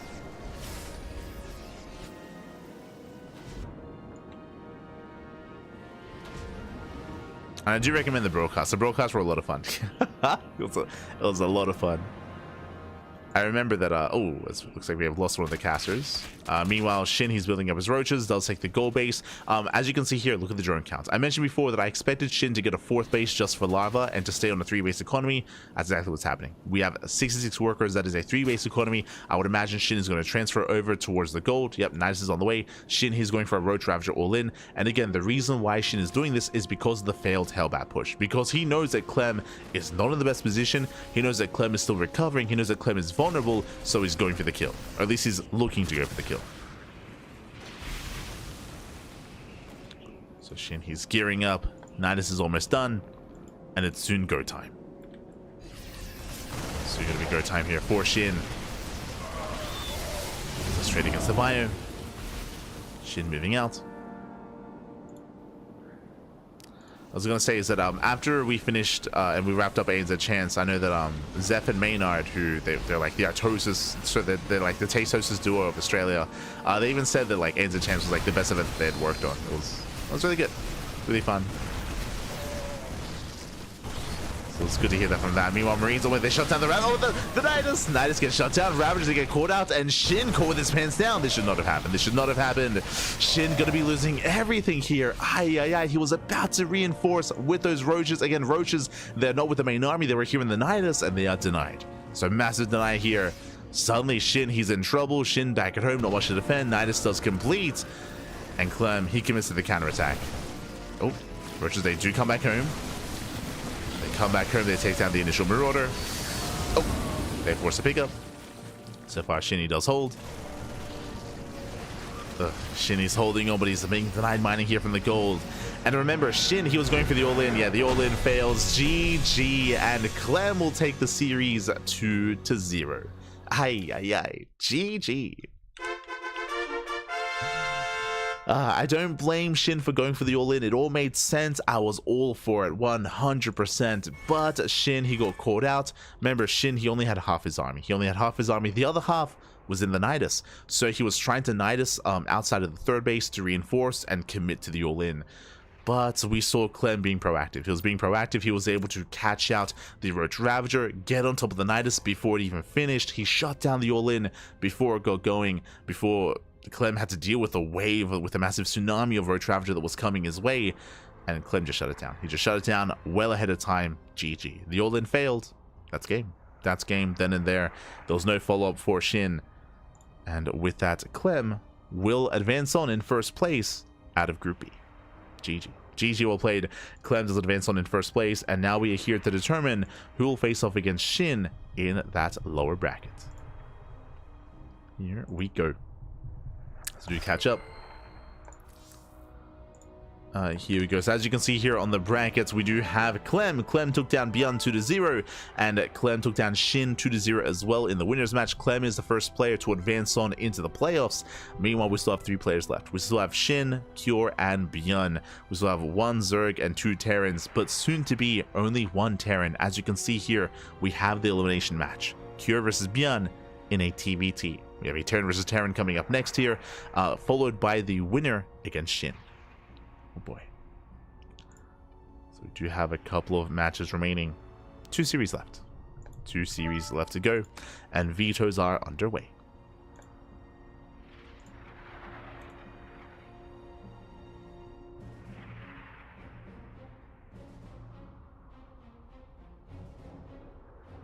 Imagine a pro gamer did not want to play PvT, instead he wanted to play TvT plus PvP. What would happen when he's matched with Clem? Once in Brutal, there was a rule, at least in bigger tournaments, that you would have to pick your race or random in the start of the tournament. They're allowed to change it in every game. Not that I love TvT PvP, but Clem has given us a lot of PvT because he doesn't play mirror matchups. Is there a rule for that case? Specifically, there is a rule in place that you are allowed to switch races. So, I think someone may have answered you already, but yes, currently in EPT tournaments, there is a rule that specifically allows you to switch races in the middle of a series. I believe there used to be a rule that meant that you had to play one race for the entire series, but for EPT, you're allowed to race switch. If I'm not mistaken, but it does change from tournament to tournament. As I guess you're saying, there are some tournaments that force you to play the one race for the entire match. There are others that allow you to switch. From my understanding, EPT does allow you to switch.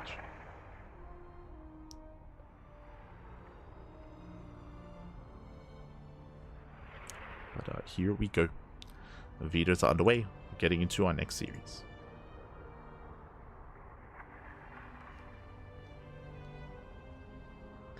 I think what he's asking about is, what if both players keep switching and can't decide on a matchup? Yeah, we haven't encountered that yet. I think the closest we got to that was Reina versus Dark. For those that weren't watching Little League Cup at the beginning of the year, I think it was Little League Cup or Master Coliseum. I think it was Little League Cup. But at the start of the year in January, we casted Dark versus Reina. And if you know anything about the two players I just mentioned, Dark and Reina, they both avoid mirror matchups. There's a lot of players that actually avoid mirror matchups. There's Dark, there's Reina, there's Iba as well, Young Yakov, of course Oliveira before he retired was also playing Protoss instead of TvT. But Reina and Dark, they avoid ZVZ. They avoid ZVZ by playing Protoss, and because of that, they played a PvP. they did play Protoss versus Protoss. And then they agreed to take turns. And then they played some ZVP, I believe, as well. So they did mix it up, but there was no, like, yeah, there was no, I guess, issue there. Like, they just resolved it amongst themselves, like, who would play what.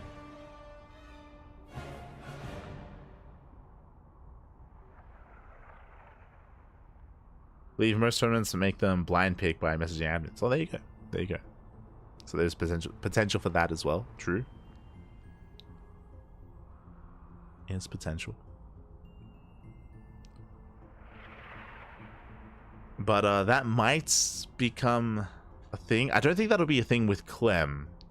Again, as you mentioned, because there are a lot of Zerg players that avoid ZVZ. There aren't as many Terrans that avoid TvT, right? Like, I think Clem is the only one. I think he's currently, at least, the only Terran that avoids TvT.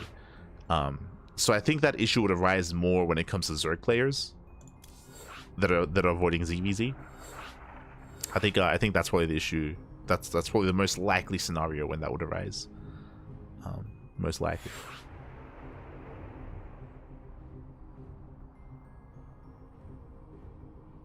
Very well if both players change race in the last second. They wouldn't do that though. Like, as in, like, I should say that, especially in StarCraft, like, a lot of the players, like, there's like sportsmanship is a thing. Like, there's no animosity between the pro players. Like, I think everyone's, like, pretty much, like, on the same level sort of thing. So, like, I don't think they would, like, maliciously, like, do something like that. They'd probably come to an agreement first. Maybe in another esport, like, maybe, like, in, like, I don't know, like CSGO or maybe an esport that's a little bit bigger. But I think because our esport is a little bit more tight-knit, like, I don't necessarily think that would happen.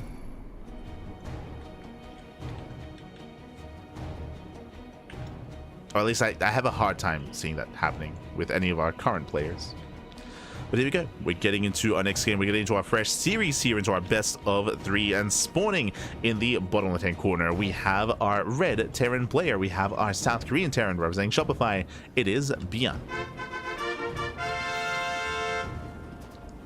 And spawning in the top right-hand corner, we have the blue Terran player, the blue Terran player himself, representing Team Liquid. It is a Cure.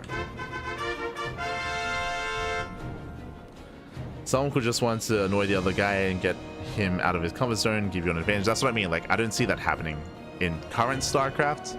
Like, again, maybe in many years past when there were some players that are willing to do that sort of thing, but like that's not, yeah, I don't see that happening currently, at least, you know, with our current player base.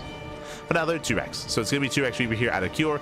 Cure, he is going to be opening up with a very aggressive build, and what I appreciate here is that your standard proxy location is actually here outside of the main. It's actually here outside of the main base, typically at the 3rd location, but here it's actually a little bit further out in between the 3rd and the 4th. So a much more peculiar location here for Cure. It's further back, which will delay it, but we'll see if ByuN double gas opener. ByuN, he's going to be fine. If you're in the chat, predictions are open. Place your bets on who you think will claim the series. Best of luck in the chat. Best of luck. We kind of had to have one with Estrella and someone. I remember this whole banter and it just resolved itself. Yeah, like I can maybe see that happening between like ByuN and Maru, like because ByuN and Maru are really close friends and because they always mess with each other, like for lols, I can see them doing that. Like I can see that happening with like ByuN and Maru, or who else can I see that happening with? Like maybe Raynor and Serral, maybe, just because Raynor's a memer. I agree, like I can see that happening with like Estrella Scarlet, right? Like two players that are like really good friends and that they like messing with each other. I can see that happening.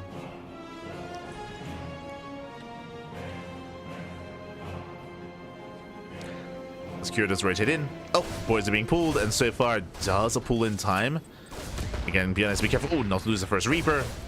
Reaper getting low, but alas, yeah, ByuN will shut this down. He will shut this down. He trades 1 for 1. Hellion is on the way. All this is about is buying time for the Hellion. The Hellion is almost done because of the double gas opener. So again, ByuN did roll the dice well, did play safe, and will shut this down. So ByuN shuts down the proxy. Cure is forced back, and Cure, he should be starting his transition. That we get factories on the way into CC. Just a reminder as to what happened and why I brought up that it was double gas. Double gas opener out of ByuN was very safe. It means faster factory. Because of the faster factory, faster Hellion, which means easier defense here for ByuN. If ByuN had gone for a single gas opener, if he had gone for a faster natural base, then ByuN would be in trouble. But again, when it came to the openers, he rolled the dice, did roll well, is safe.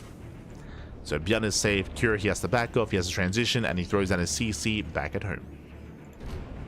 So command center is on the way. Cure is going to be expanding. And from here, ByuN is in a better position. ByuN, he has the faster factory, better add-ons, faster starport, faster CC. ByuN is strictly ahead currently, but there are ways to come back for Cure. Like if ByuN is out of position, if ByuN moves out to the low ground, if he goes for a drop, there are maybe moments where ByuN is a little bit vulnerable and Cure could abuse that. Cure still has all these Reapers, so there is value here. There's potential for some kind of economic damage, but the pressure is very much so on Cure. Pressure is on.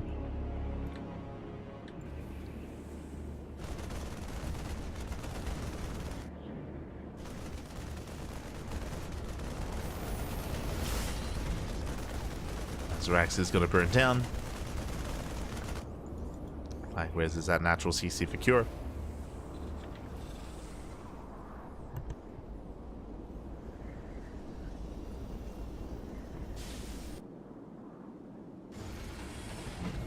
Does have that natural.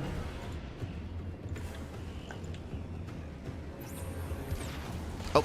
So far, speaking of catching out a drop, not bad. ByuN, he will lose the medevac. He'll lose the medevac. He'll lose the almost the Cyclone as well. The Cyclone is trapped, by the way. It's trapped in the island. So a rough start there for ByuN. Likewise, he gets caught out, and this is what Cure was hoping for, to catch out a drop. And ByuN, he gets caught with his pants down. Now the Cyclone is under fire. He has to pull back. The Cyclone is gonna barely go down for the cost of the Reaper Hellion. So a very nice trade here for Cure. He does trade out his Reaper Hellion as best he can. It takes down a medevac, takes down a Cyclone, takes down a couple of Reapers as well. Not bad. Not bad. Likewise, this Cyclone is trapped. he's just trapped in the center. He'll eventually be broken out as we're knocking down those rocks. Feels Cyclone, man. At least he kept it alive.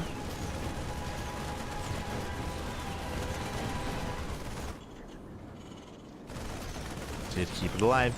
Likewise, third base on location.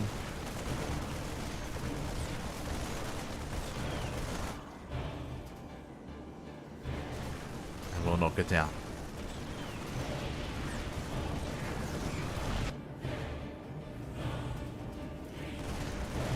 Meanwhile, back at home, Cure building up, getting his third CC. After an intense early game, we're going to be calming things down and getting into a longer game state instead.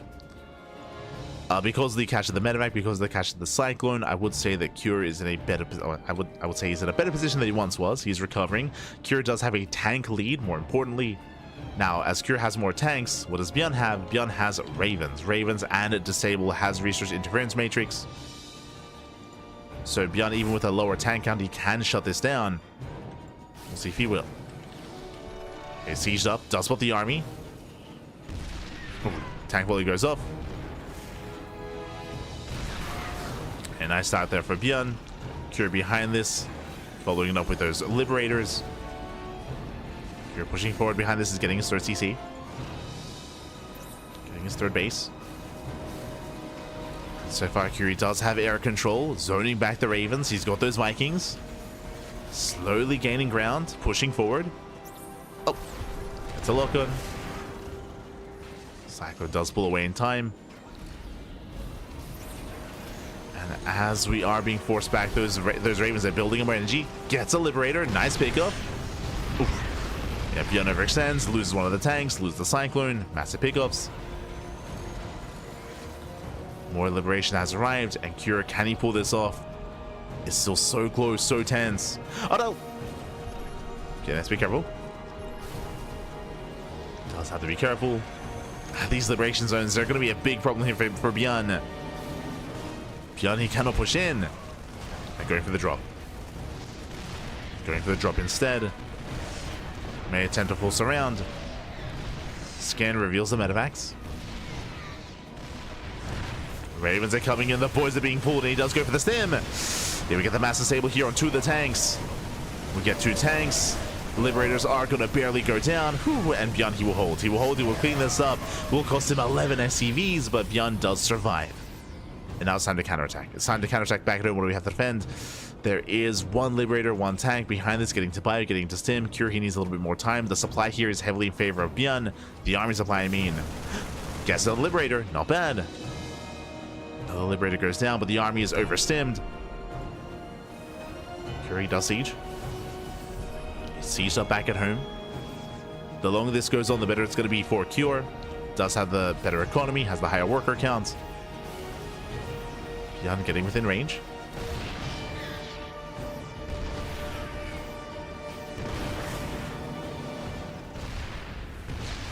Within range, gets an SCV. Takes down the gas geyser. Not bad. And now the turrets have tabled. Suddenly, Cure, he's contained. Cure, he's contained. He's being denied his third base. This is all that ByuN needs to do, just to force a lift. And deny mining time. Cure, he has no Liberators left. He has no Ravens of his own. Here come the Disables. Yeah, gets one, he gets two. Now we can stim in. ByuN, he has Zana. He stims on forward. It goes for the CC. He will bring it down. Just barely. And he wants everything else as well. He wants the tanks. Ooh, does pick up. Is forced back. And Cure, now he's down to base. Now he's down to base. Down in expansion. Liberator shut down real quick. Takes down the Viking. Will bleed out one of the Ravens. Behind this, ByuN getting a 4th CC on location, while Cure is still only on 2 bases. And Cure's in trouble. Here he is in trouble. ByuN dropping into the main. Oh, deflected by the turret. It's deflected. And GG. And GG gets called. The writing is on the wall. Cure in a mirror matchup down in expansion. There's no way to bounce back. And ByuN takes a lead. GG, well played. ByuN does take lead in the series. Again, ByuN having a very fortunate opener, able to open up safely. He shuts down the proxy, but then we had a back and forth. Cure, he had a nice moment as well with his early push, wedging his way in between the bases. Alas, he got surrounded, he got completely shut down, and with that, Cure, he lost everything. Once he lost his main army, that was a game. That was a game then and there. Cure just could not save his third base, could not save his expansion. GG. GG, well played. ByuN does take a lead, and I'm hoping for an ace match. I'm hoping for a back and forth. The pressure is now very much so on Cure. We'll see if he can recover. We'll see if he can recover. I stand by what I said earlier, that Cure, he has the highest chance to actually bring Clem down, but they never played. They never played here tonight. Cure, he got knocked down by SHIN instead, and now Cure's up against ByuN, and he's struggling. Oh boy. We'll see if he can recover. As spawning in the bottom left-hand corner of ley lines, we have the red Terran player, the South Korean Terran representing Shopify, leading the series 1-0. It is ByuN. And spawning in the top right-hand corner, we have the South Korean Terran player, the blue Terran representing Team Liquid. It is Cure. Here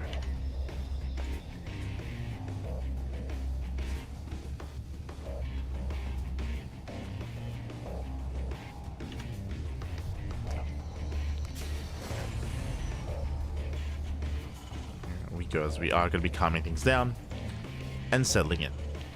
This time Cure, he's back at home. This time there is no proxy. Doesn't send out the SCV. This time the Rax is back at home instead. Does open up double gas, and so does ByuN. Not a single one of our players here does open economically. We're a little bit too scared for that, and I do respect that. I understand that, especially in a TVT, a Korean TVT. I mean, I'm sure that Cure was expecting ByuN to even proxy 2 Rax as a response. Like that, I would not put that past ByuN at all. So you go proxy 2 Rax here in game 2. So both players calming down, double gas, faster factory, delayed CC.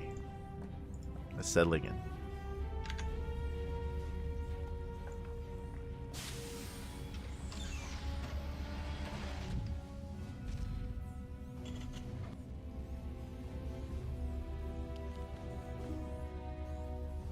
From here we're just taking out gases. Factories are being thrown down.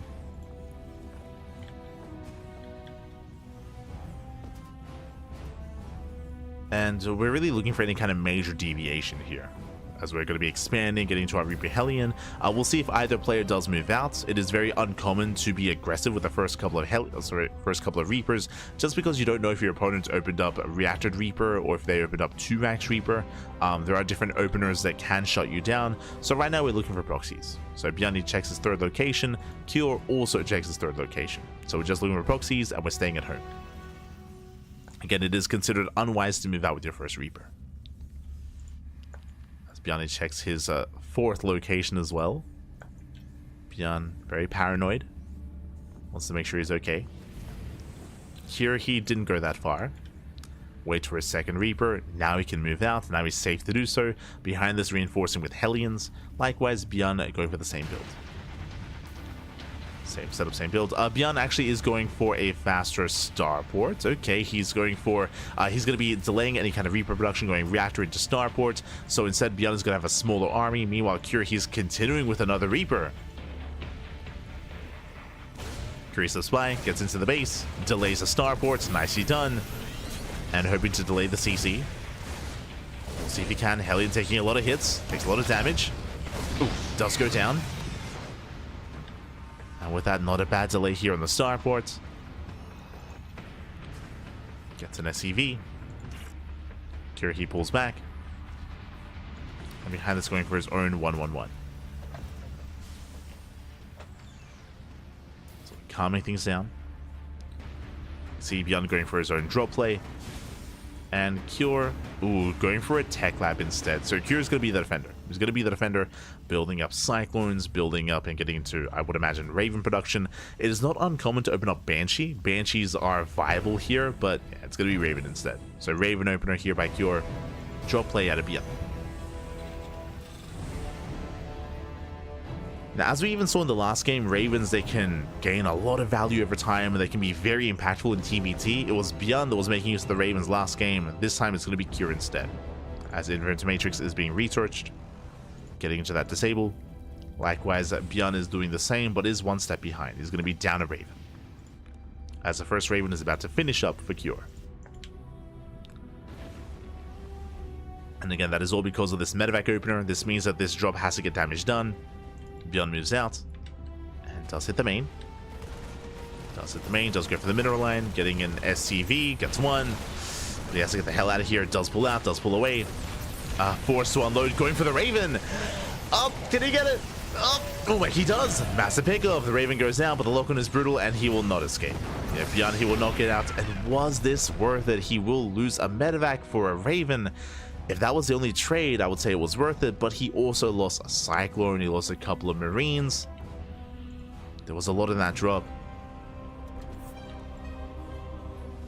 But a nice snipe nonetheless. Behind this, 3rd CC. 3rd CC is on the way for Cure, 3rd CC is on the way for ByuN. I think I would go as far as to say that that was worth it for ByuN, bearing in mind that he had delayed his own Raven production, so he was behind in Raven counts. Now he is going to be ahead. As Cure is getting into Vikings, and ByuN does make a 2nd Raven. So ByuN is up in the Raven count. Meanwhile, Cure is going to be up in the Viking count instead. We also saw that if you have air control, that can lead into fast Liberators, and Liberators can be very difficult to deal with as well. See if Kiriko does go that far. But now moving out. Does move out. ByuN likewise dips into the main. Here he doesn't flinch. Massing up in the center.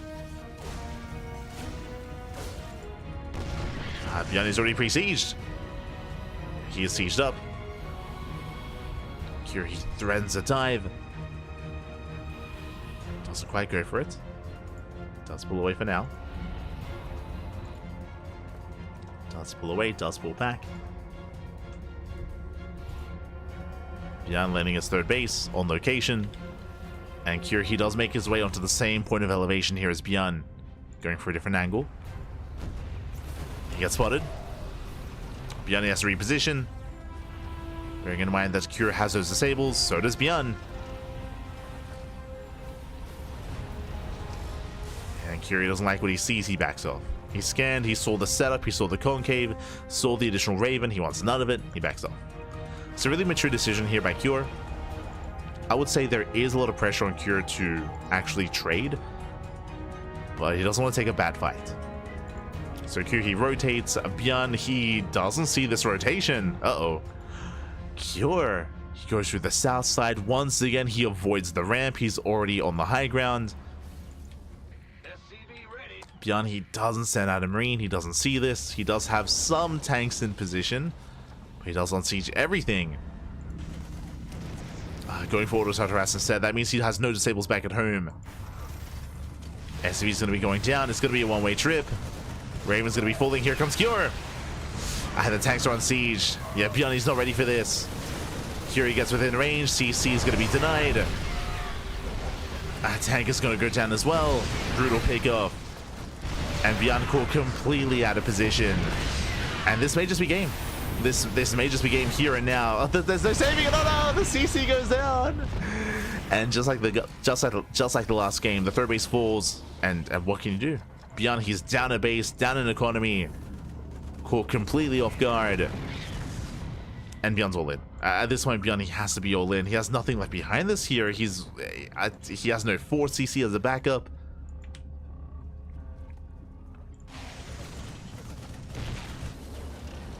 Again, ByuN, he made the decision to go for harassment across the map instead with the Ravens.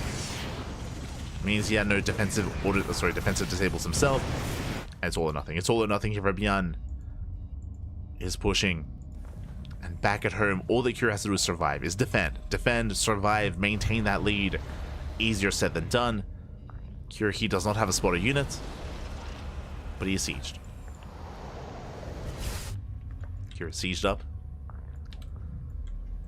Cure does have the tank lead. He's even on Ravens. He's ahead in Vikings. 3rd CC on location. God. ByuN getting his 3rd on location. He scans. Ooh, runs into the tanks. Yeah, brutal tank shots going up. Does take down the first tank. Gets into the mineral line. Not bad. Nice tank volleys from ByuN. But he's going to be trapped here. He has to pick up. He has to get the hell out of here. Medevac goes down.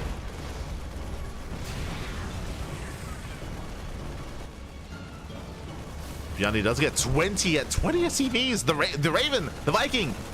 The Viking and the Ravens get 6 SCV kills. Likewise, another 14 here on the low ground. Not bad.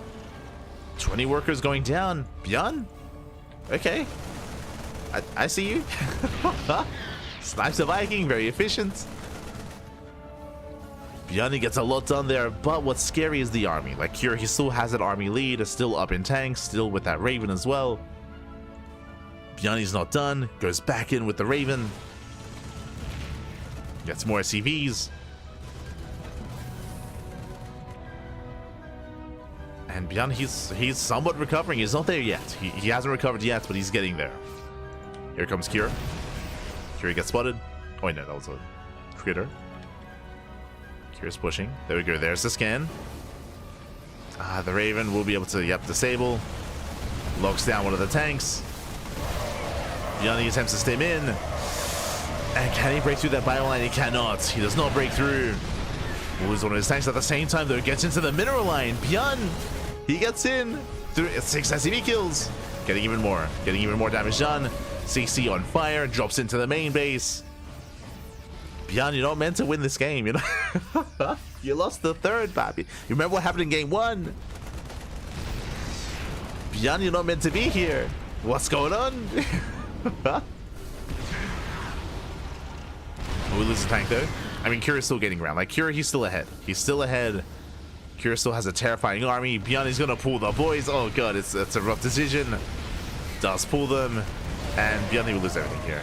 Yeah, he'll lose 18 SCVs. That was not it. That was not the play. ByuN, he misjudged how many tanks there were. And Kira should still have this. But, I mean, ByuN is not going down without a fight, is what I will say. He's making Kira work for it. ByuN is not just going to roll over. Nah. Double drop towards the natural. Kira out of position.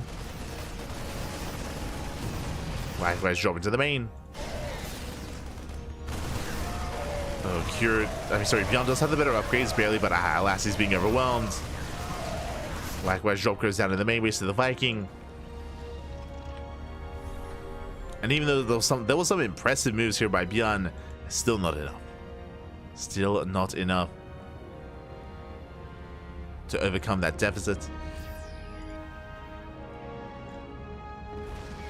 Yeah, ByuN is just going for the base trade. In a sense, like, he's moving out across the map. He knows that he cannot break the siege line. And instead, ByuN is going for one big Hail Mary play. And ByuN has 2-2, so his upgrades are better. And there's a chance here. So Kira, out of position with his own bio army. So ByuN could try to get on top of these 3 tanks. Only 2 of them are sieged. The counter scan there. Yeah, counter scan. Kira does siege up. ByuN sharking around. Looking for a better angle. Kira, he's moving in. And Kira does what ByuN wanted to. Like, Kira, he finds his way into the natural. Boys are being pulled. It's going to be rough defense here for ByuN. Likewise. Oh, no! Tries to drop into the main base. Here he will shut him down. Full medevac goes down. Brutal pickoff.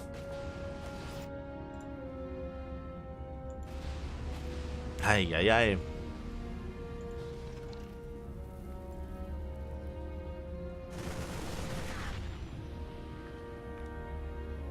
With that, ByuN is working towards 3-3. Like, there's still kind of again, like, he's relying on Kira making mistakes. Is ByuN's hope. ByuN, he's hoping that Kira messes up. That Kira, he unsieges, that he's caught with his pants down. That he moves out at the wrong moments. That he picks up everything to a medevac and loses everything.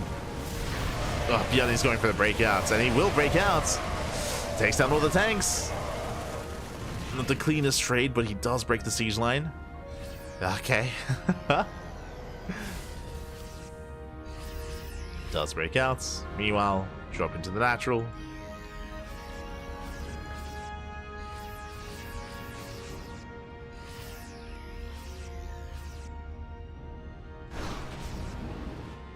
Oh, and yeah, Kira's going to surround. He's going to just completely shut this down. He swallows up the army. And as impressive as this was out of ByuN, he was just too far behind. GG gets called, and Cure ties up the series 1-1. Ooh, GG. GG, well played. Again, it was insane seeing ByuN lose his third base, counterattack, and get 20 SCV kills. That was a crazy move out of ByuN, very impressive. Despite that, wasn't enough to recover, wasn't enough to bounce back, but impressive nonetheless. GG, well played. Cure, all he had to do was just maintain himself, was just defend, survive, and with that, he was able to do that well enough. Did that well enough with that. GG.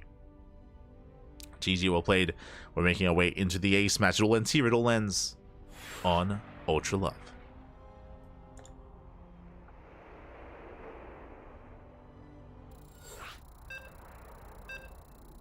All ends on Ultra Love. Let's go. So you're getting to the final game of the series. Match 5. This is the elimination match. The winner of the series will advance on to face off against SHIN in the decider match. So technically this is match 4, not 5.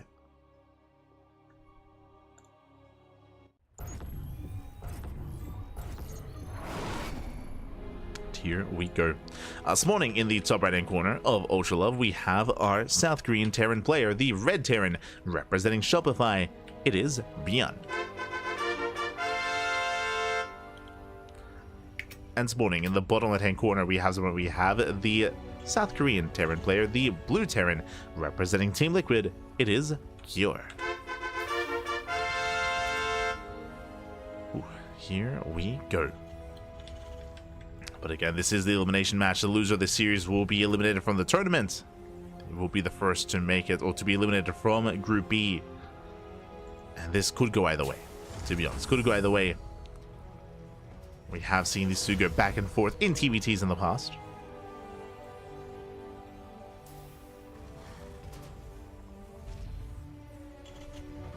We'll see who comes out on top this time,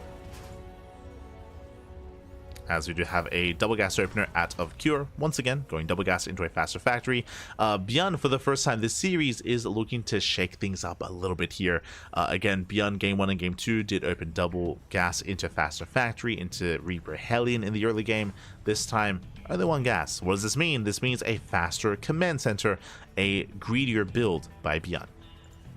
So ByuN is going for a greedier build, is going to be more economic, which means we've already taken our roles here. ByuN is going to be the defender, Cure is going to be the aggressor. As there's that CC. There's that command center on the way, as Cure throws down his factory. Here we go. But yes, the match is live. Typically, if we do have a replay cast, then it is usually stated in the title of the stream. Usually it's stated like replay cast. Or if you do like a bracket command for replay cast, it would say that that the bracket command would be unavailable to avoid spoilers. So there are a couple of tells if a broadcast is a replay cast. But no, we're live. Here we are live.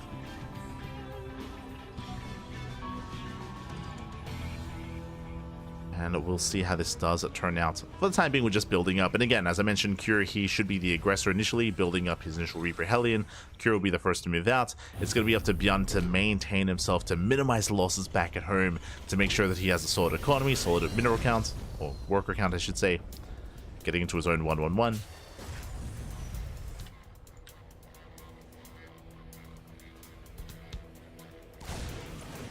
Cure does force his way into the main base. Oh, Reactor Hellion's still in production. And ByuN has to back off. He will lose one SCV.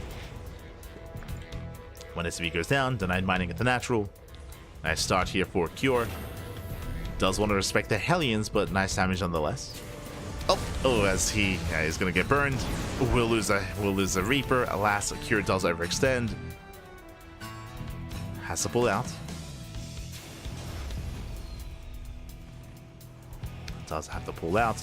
Behind this, Cure going for a tank drop. Ooh, it's been a while. It's been a hot minute since in general, it's been a while since we've casted TVTs, just because we cast a lot more TVPs than usual. But we are going to be opening up with a tank drop, a hyper aggression out of Cure.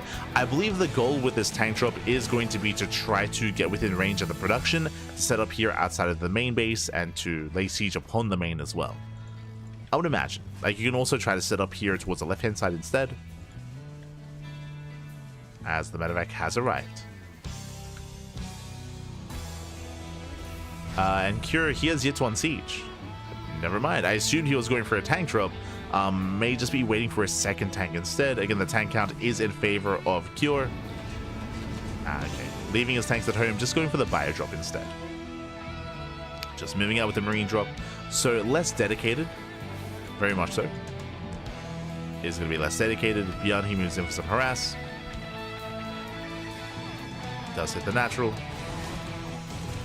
Ooh, and we actually are pushing. Okay, typically we move out with the tanks, I mean alongside the medevac, but it's going to be a bit of a later move out instead here by Cure. Ooh, medevac is going to be locked upon. Lock-on is brutal, medevac takes a lot of hits, but Cure, he is committing. So it's the push that we assumed out of Cure, except just he got here in a bit of a different way.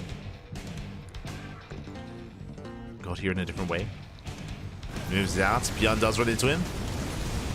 Ooh, takes down the initial Reaper and the Hellion. Tank does siege. And Cure is pushing towards the natural.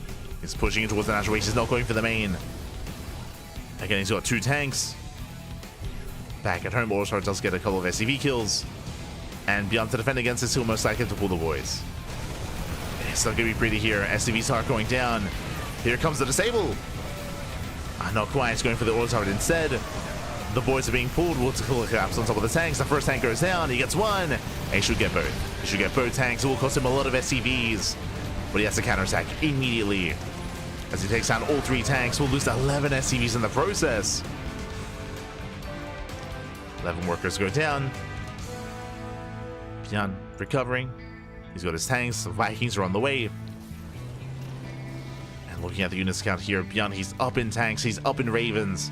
The one thing he doesn't have is Vikings, as he's also down in SCVs.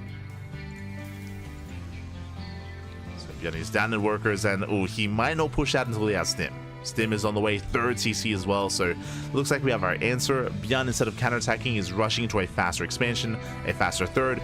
Meanwhile, do you see what I see? Starport, 2 base all in. Cure, he's going for a 2-port, 2 base all in, going mass Viking into Liberator. And ByuN is being greedy. And concerned for ByuN. Does get a Viking though, gets 1. Oof, gets the medevac, nice disable on the tank. And Cure is being chased down. He's being hunted down here. He will not escape. He will not get back home. As Cure, he will lose everything. GG gets called before he can 2-base all in. He gets shut down, and ByuN will take the series 2-1, advancing on to the decider match. GG. Ooh. GG, well played. Cure being overly aggressive. He was getting ready for a 2-base all-in. The purpose of that second starport is to get into Viking and then get into Liberator production and try to win with air control. To try to just go for the all-in, win with air control. Unfortunately, as we saw, we had that Cure, he was caught in the open. He was caught out in the open, out in the center of the map, and he lost everything there. GG. GG, well played. Could not get into his own all-in, and with that, ByuN takes the series. ByuN does take the series, ByuN does advance on, and we have 1 series left. My condolences to Cure. Cure, he is the first player eliminated from the group stage, or from Group B. Cure is out of the tournament. We have 1 series left. Up next, after the break, is going to be a best of 3 between ByuN and SHIN. Oh, let's go. Let's go. ByuN and SHIN, they are about to face off. They have avoided each other thus far. They have not faced off so far in the tournament until now.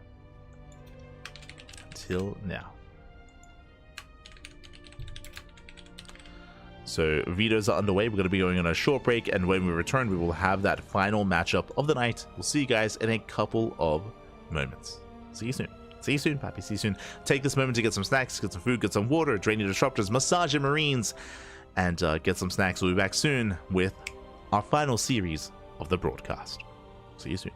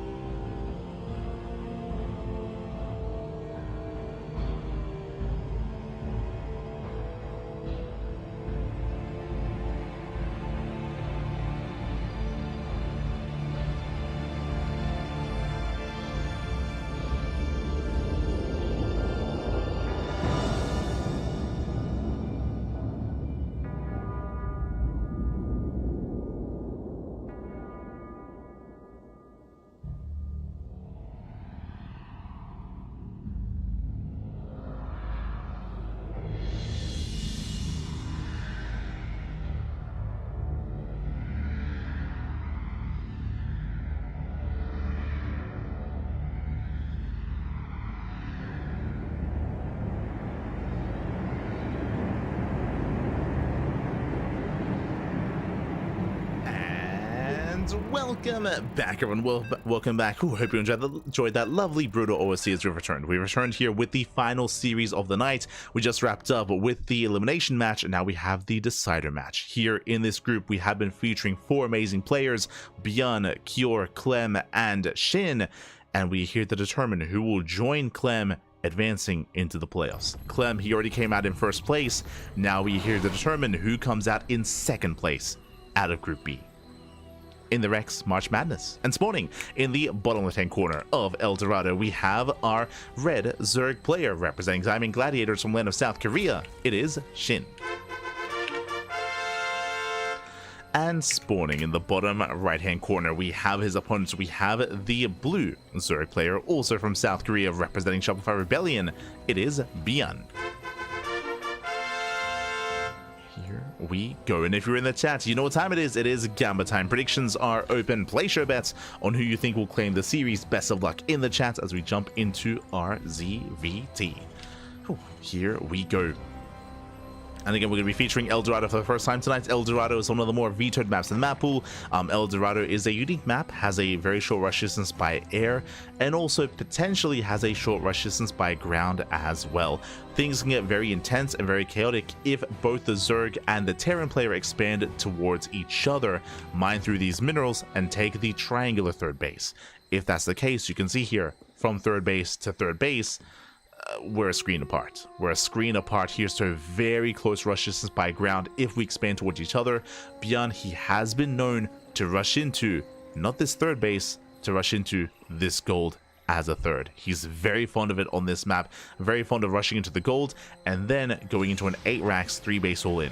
You did see 8 racks, and yeah, he's mining through these middle patches. If you're watching Cure versus SHIN earlier, Cure did go for an 8 racks 2 games in a row against SHIN, which had mixed success. Like, at some times he was looking quite strong, but time and time again he was shut down by run buys.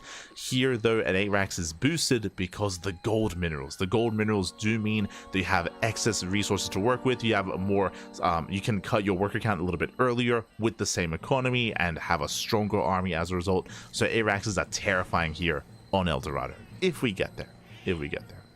I'm sure ByuN was watching. I'm sure he was watching SHIN versus Cure, so that might be enough to deter ByuN. He might be like, yo, Cure, he tried and failed to 8 racks twice. Maybe I don't want to 8 racks myself. So we'll see what ByuN goes for. That's now ByuN just dancing with the Lings. SHIN, he's going to be taking the northern expansion, expanding away from ByuN, not towards. And that's typically how Zerg players want to approach El Dorado and maps in general. They want to expand away from the Terran to give them as much room between the bases as possible. As much breathing room, as much time to reinforce, as much time to respond, as much time to defend. Meanwhile, ByuN, yep, there it is, CC on the low ground next to the gold. As we just mentioned, specifically on El Dorado, if you've been watching ByuN, you will know he loves this. He loves just going straight for the gold base, straight for that third on location as well. And it isn't quite on the other side, but I mean, it's still the gold nonetheless. So ByuN, he has potential to snowball out of control in the mid game.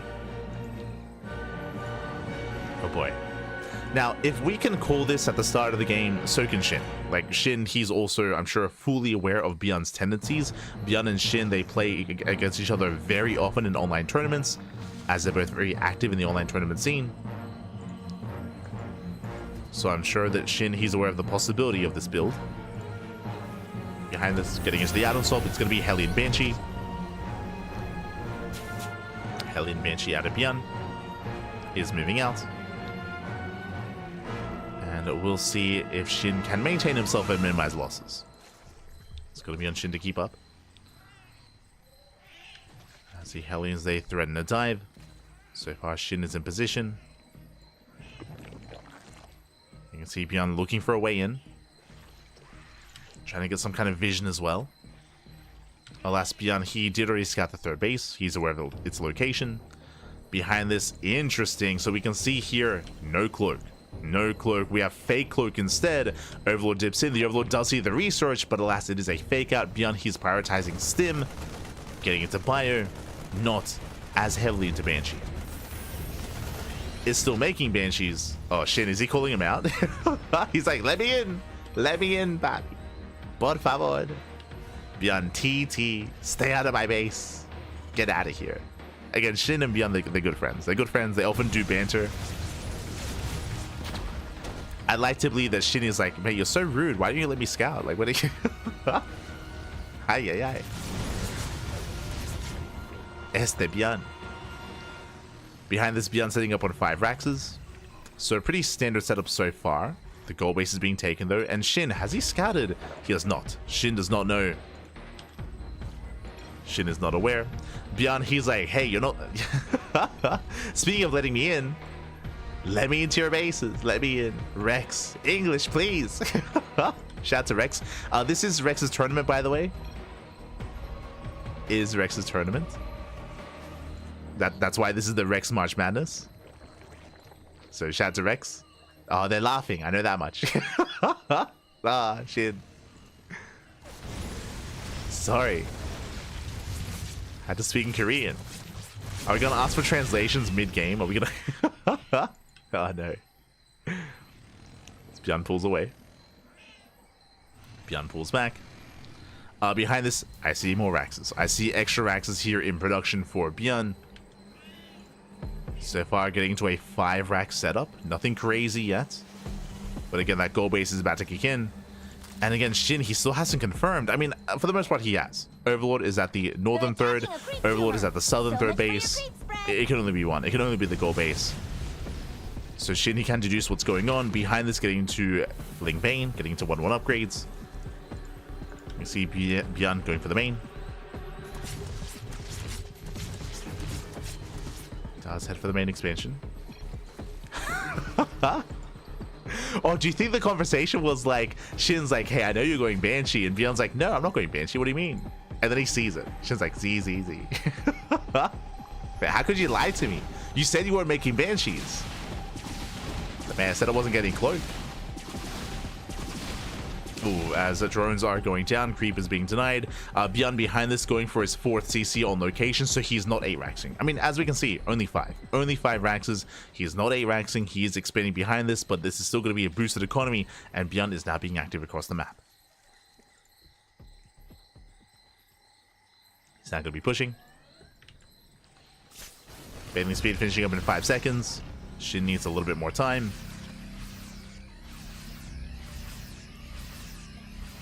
He's ready. And he dives in. The tank is on siege. Ooh, doesn't go for the dive. Not quite. That first tank was ready. ByuN moving forward. Hydra's building up. ByuN throwing down 3 extra raxes, but again, getting into his ARAX setup on 4 bases, so he should be getting add-ons. Taking up even further. SHIN, he does break open those minerals. Oh, there's a lot of creep here, but it's all being denied. That's a lot of tumors going down. Nice clean up here by ByuN. Force pick up. Force pull out. Does head over to the other side. And SHIN is somewhat in position. Yeah. Does force a pick up. Here we go. SHIN does double expand. He's going for the northern 4th base, the center 5th, and now a 6th expansion as well. Double expanding. We'll see if SHIN can maintain those bases. ByuN being forced back. Here comes the main army. It's only been dropped so far. Ooh, and SHIN, he does get behind the mineral line. Denies the gold. Not bad. God, these Hydras, their heads are massive. They have just these massive horns on their head. Jesus.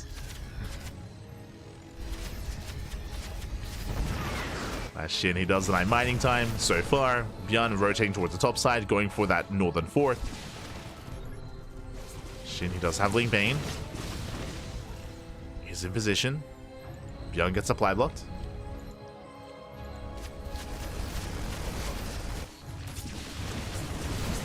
He does catch a queen. Queen goes down. And SHIN behind this, taking up into a hive. Hive is on the way. Lurker dead as well. And SHIN, he evacuates. He knows he cannot save this. Does evacuate the expansion. Gets a Hellbat. Not bad. And he commits. He does commit in. And ByuN, he does pull away in time. Whew.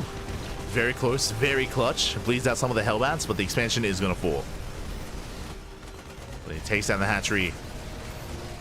From here, reinforcing.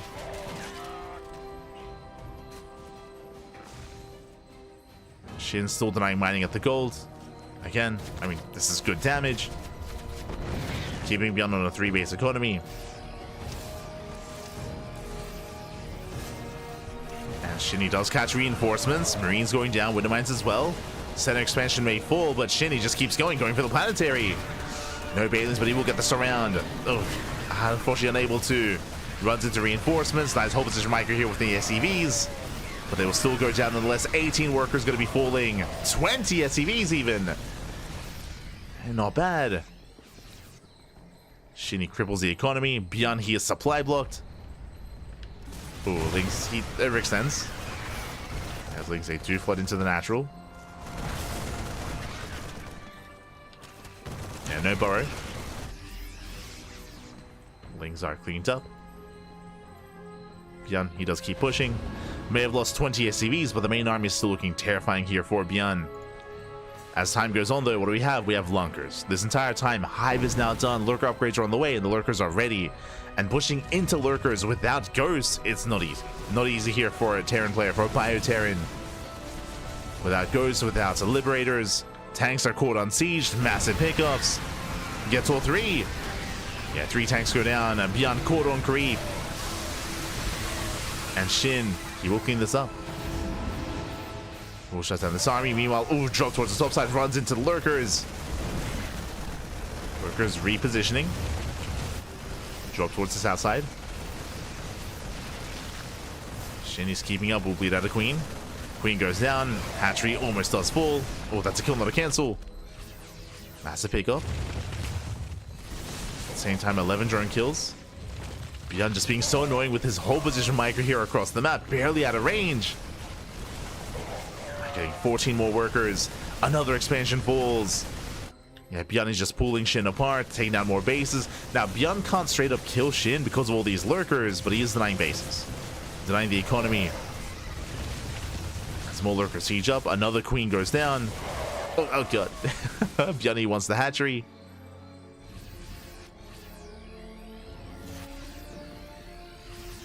The concerning thing, though, is that the lurker count is building up. The lurker count is just getting higher and higher over time. And Shin, he's still on 4 bases. ByuN across the map didn't really resaturate too heavily here. He's still only on 3 expansions. Floating over. This creep in position. ByuN, he needs a 4th desperately. And that's what's keeping him back. ByuN, his work count is okay, but he's oversaturated. Like, he needs another expansion, needs another CC.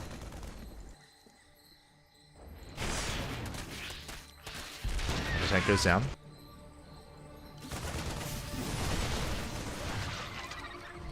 ByuN spots the run by. Does spot it. ByuN is being kept busy. Shin recovering, getting his own goal base up and running. Getting to his own Link Bane. And ByuN has been forced into Ghost. I'm pretty sure ByuN, he wanted to end the game before Ghost production, but he's being forced into it due to those lurkers. Nidus is denied.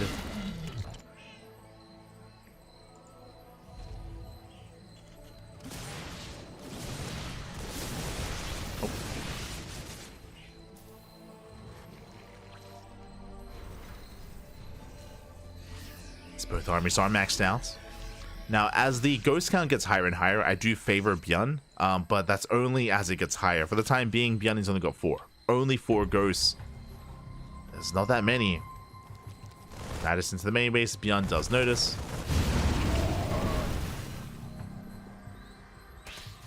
ByuN is aware.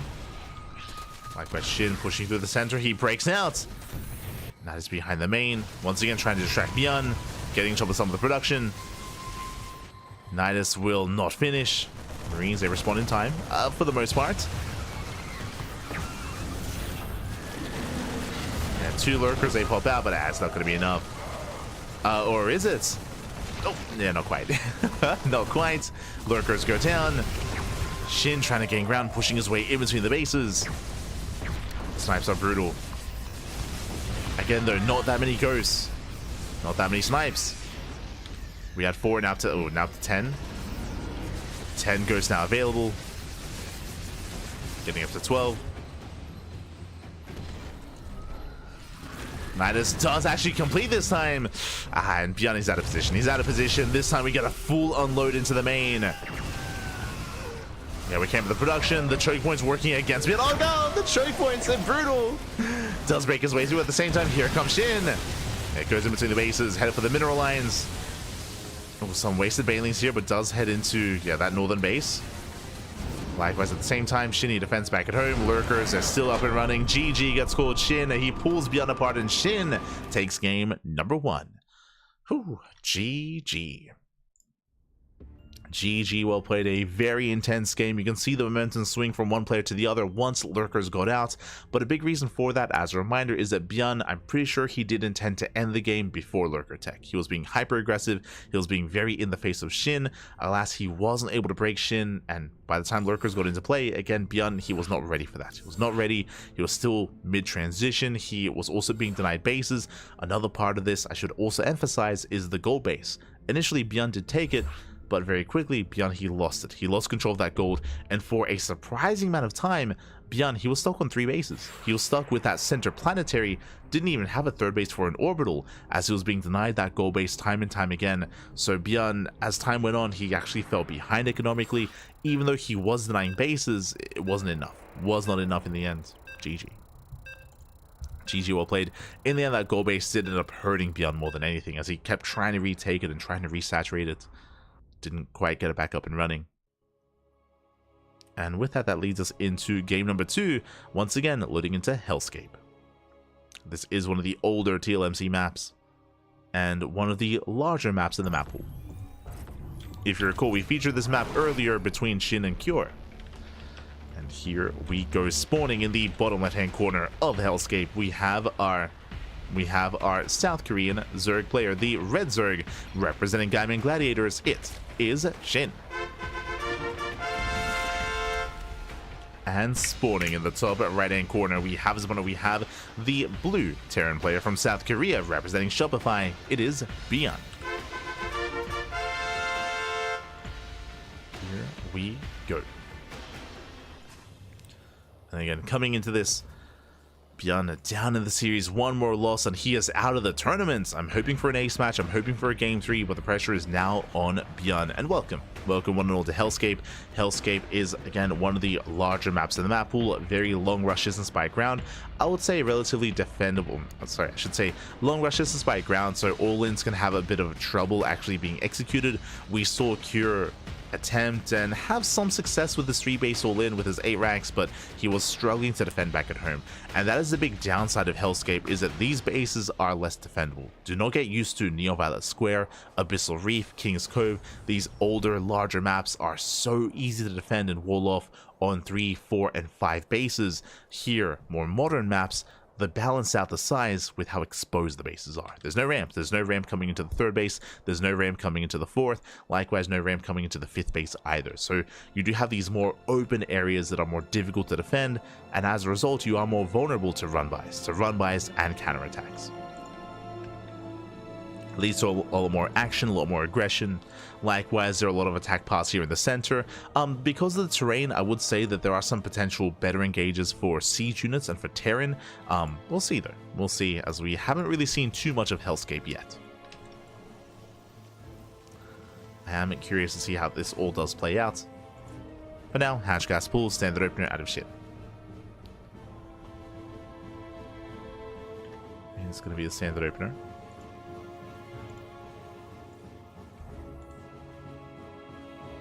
Oh, Poño, ¿qué tal? ¿Cómo estás? In the chat. Nidus Town, GG. I mean, hey, shout out to ByuN. He was keeping up with all the Nidus rooms until the very end, right? All it took was a one Nidus getting up and running, and that was game. That was the moment that SHIN was looking for.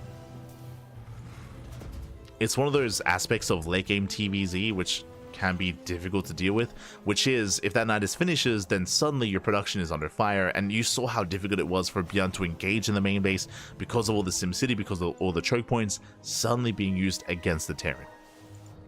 We might get there again, we'll see. For now, 3rd CC, 3rd command center before Starport, economic opener. Boño. Into an add-on swap into Hellion production. Building up Hellions. Now, we have seen Hellbat pushes, for example, in the past. So we'll keep an eye out for that. But really, ByuN isn't really one to go for that kind of aggressive style. I mean, he's already got a 3rd CC. So far, everything looking normal. I say that, where's the starport? There is no starport. Really early stim. I spoke about Hellbats. This is looking like a stim Hellbat push. We're waiting for the armory. We're waiting for the armory. Hellions are building up. Marines are amassing as well. ByuN is being aggressive now. This is not an all-in. Remember, it's 3CC. 3CC Hellbat push out of ByuN. Yep, 2nd racks. No starports. SHIN does open up lair first. ByuN does move out. It's got its 4 Hellions. Relatively low Hellion count, but a very aggressive stim timing out of ByuN.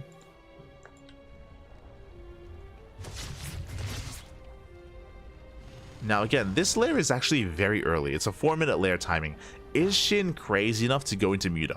That's what I'm leaning towards. I'm leaning towards either Link Queen Nidus all-in or Muta play. Gases, only 2. Only 2 gases so far. If gases aren't taken additionally from here, then we could see a Nidus. Lings, they do slip in. They get us around. Oh, they do get us around. There's no Hellions back. No Marines going to be going down. SCVs as well. And not like this. The mineral line is evaporating here. Every worker does fall. And we're not done. The Lings are not done. Hellions are racing back home. ByuN out of position. We're going for stim. Can he get it? That's going to be huge. It's going to be huge if he can, but the repairs are too good, and the repairs should keep it alive. Whew. Yeah, the repairs are good enough. Bailey Nest on the way. Lair is done. Shin, he doesn't, if he was planning something crazy, he doesn't need to. Like, he's already ahead. He already killed how many? 6 SCVs. 6 SCVs went down. 5 Marines, forced back the Hellions, scouted everything, is aware of the stim timing. And Shin is just building up. Getting into his own Ling Bane. So far, so good. Getting into Ling Bane. ByuN, rocky start. Rocky start for ByuN. As it looks like, I mean, he can't do anything without his medevacs. And remember, the starport is still on the way. It's a heavily delayed starport in favor of Bio, in favor of Stim. But it's just been a really awkward and really, I think awkward is probably the best word here, start for ByuN. He's been stumbling his way into the mid-game. He was shut down. And that was such a big gamble for Shin, because if ByuN was banking up Hellions back at home, because he moved out with 4, but if he had like another 2 or 3 or 4 back at home, he would have been fine. But there were no Hellions. There were Marines instead.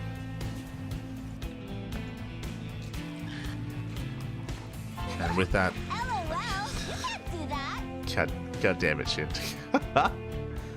Shin uses D.Va, so whenever I do this, like, D.Va speaks up. God damn it. D.Va's she's happy. She's happy. She's laughing. I mean, hey, Shin's in a good position. From here, Shin is going to be droning, double expanding. Taking all the bases. Hello, yeah. God damn it. God damn it. And getting to Ling Bane Hydra. So far, Shin looking very secure, and ByuN can't really be active right now. He's now finally moving out. We're waiting for the medevacs. Medevacs have arrived, and here comes ByuN.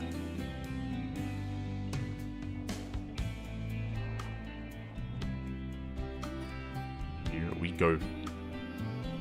ByuN finally being aggressive, hoping to catch a queen. Does him in. Ling Bane is waiting for him, and we'll take down the Overseer.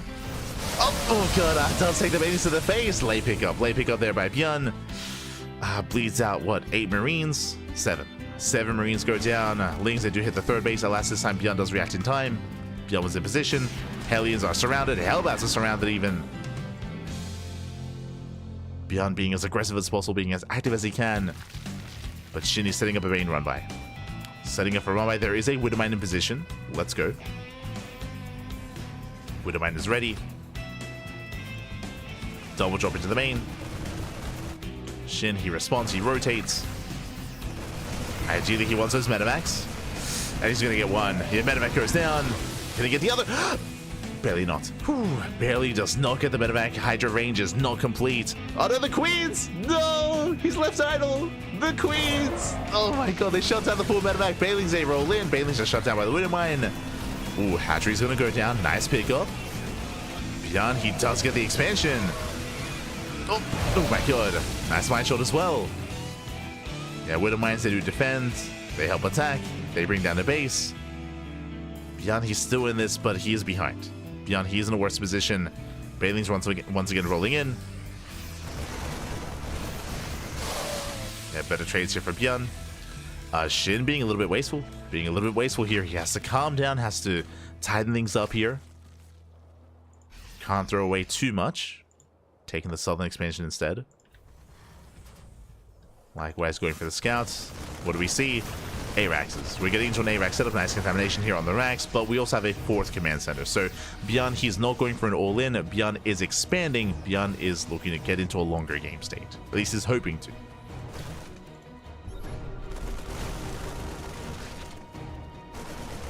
Shin is supply blocked. Uh-oh. Yeah, little supply block there for Shin. ByuN going for a split push. Shin, he's somewhat ready for this, but that's a lot of Widowmines. Shin, he gets 3. 1 Widowmine left. Nice target firing there out of Shin. Overlord confirms lack of gases, but also confirms the 2nd factory. We have drilling claws on the way. Shin rolling in. Widowmines are set. But there is detection. Alas, there's just too much here to defend, and ByuN, he will shut this down. Once again, Shin being a little bit wasteful here with this attack. Has to pull away. Shin has to pull back. Defending back at home. Oh! Shin now does have Hydra range. Likewise, Hive is on the way. Oh my god, the mind shot was brutal. But Hive is on the way. Working towards Lurker Tech. Once again. Oh, SHIN catching out some of the bio. ByuN has to be careful. Likewise, Ling Rambai does deny the 4th base of ByuN. Containing him onto 3. Drop into the main. Medevac does go down. But he does get the queen. Not bad. Piece of a queen, and it's a one-way trip. He's going to go straight for the drones. 1, 2, 3 drones going down. Getting whatever he can. Oh, oof, oh my god. Yeah, brutal connection. Oh, shout to Diva. Shout to... Again, these little ones, they've been getting value here for ByuN. They've been amazing here so far for him. But can he hold on? It's just pure Marine Widow Mine. Bailing's rolling in. But this time the connections, they know where they need to be. Nice spread though. Oh god, but the Bailings, they do connect. They crash on in, and SHIN's done it. He has done it. He's broken the back of ByuN. GG gets called. We do not get an ace match, and SHIN will take the series 2-0, advancing on to the playoffs. GG. Ooh, GG, well played. Congratulations, SHIN. He will claim the series. Again, a very strong start for SHIN. SHIN, he was able to get into the middle line, able to cripple ByuN early on. Remember, ByuN, he did decide to go for kind of a peculiar build. He went 3cc, 3 racks, or really he went 3cc into racks factory, into double racks follow-up, into very, very delayed starport for a stim timing. In doing so, he had a lower Hellion count, and that meant that he was vulnerable to a Ling Rambai. That meant that, alas, we saw SHIN get into the bases, wreak havoc, reset the Marine count, kill SCVs, and it was just a really rough start for ByuN. Following that, we saw ByuN going for mass drop play. He was somewhat successful, but still being a little bit wasteful. Like SHIN, he still maintained his lead, and SHIN, he snowballed from there. He just snowballed out of control from there. Alas, ByuN just could not recover from that early game, and with that, congratulations to SHIN. He does claim the series, and that leads us into the final standings. Here we go. Leads us into those final standings. I was a little bit surprised to see the 2-0s here, as from the top, Clem takes down ByuN at 2-0. That was an intense series though, especially game 1. If you missed out on some of these early matches and these early rounds, I do recommend game 1 of Clem versus ByuN. It was intense, it was crazy. I do recommend it. It was a beautiful PvT. Clem did win it in the end. That did lead into match 2. SHIN took down Cure. He 8 racks 2 games in a row. He went for 3 base all-ins 2 games in a row, and SHIN, he barely did survive them. It was still very close, very clutch. Cure barely didn't have enough to break SHIN. Coming into Clem versus SHIN, I know it says Protoss there. Clem was Protoss against ByuN. Clem was, of course, Terran against SHIN, and Clem, he did have a very strong showing there. There was a bit of a back and forth. If you recall, on Amygdala, SHIN had a stronger start. Clem attempted a Hellbat push, a Hellbat timing. The Hellbat push failed. Clem fell behind, and SHIN attempted to all in as a response, but barely didn't pull it off. It was close though. It was an intense game. It's crazy. SHIN almost forced the ace match. And in the end, of course, we had ByuN eliminating Cure and SHIN eliminating ByuN. GG. With that, what does this mean? This means we have one player confirmed for the, one Zerg player confirmed for the playoffs. Who is in the playoffs? Hero and MaxPax. We have Hero, MaxPax, Clem, and SHIN in the playoffs of the Rex March Madness. I'll be honest, I was concerned it was just going to be double Protoss, double Terran. I was concerned it was just going to be double Protoss, double Terran. I'll be honest, I did not have a lot of faith in SHIN making it out of this group. I didn't have faith. I didn't believe in him, but I should have. So we do have one Zerg player in the playoffs. Let's go. SHIN is going to be representing Zerg, and of course, he's going to be going up against, I believe, Hero in those playoffs. Let me just double check. Exclamation mark B in the chat if you guys want to have a look at the bracket yourselves. I believe the Wikipedia page should be updated. And double checking, yes. So the playoffs are going to be best of 5s. For the semifinals, it's going to be Hero versus SHIN, and it's going to be Clem versus MaxPax in those semifinals, best of 5s, and that's going to be held next week. So today we wrapped up the group stage. Next week we have the playoffs. It's going to be semifinals into the grand finals. Oh boy. So best of luck here to our 4 competitors, and well done. GG, well played, well done here when it comes to the matches themselves. I hope you all enjoyed yourselves, hope you all had a great time. As we are wrapping up for the evening, again, we did have quite a day of StarCraft. Earlier today, we were live with the HSL, with the Hispanic Star League,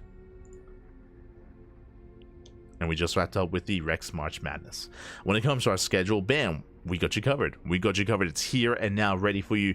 Of course, today is Thursday. We just wrapped up with the Rex March Madness. We're going to be live once again in 10 hours. In 10 hours time, we're going to be live with Group D of the Hispanic Star League. That is the GSL, but for the Hispanic region, or the Hispanic nationality. That's Spanish speaking, basically. It's basically Latino America and Spain as well. Spain is also included. So we have the Hispanic Star League here is going to be Group D. That's going to be in 10 hours. We have the podcast in under 24 hours where we go over the news of the week. We have the KSL on Saturday. We have MSO on Saturday. We have a plethora of events on Sunday.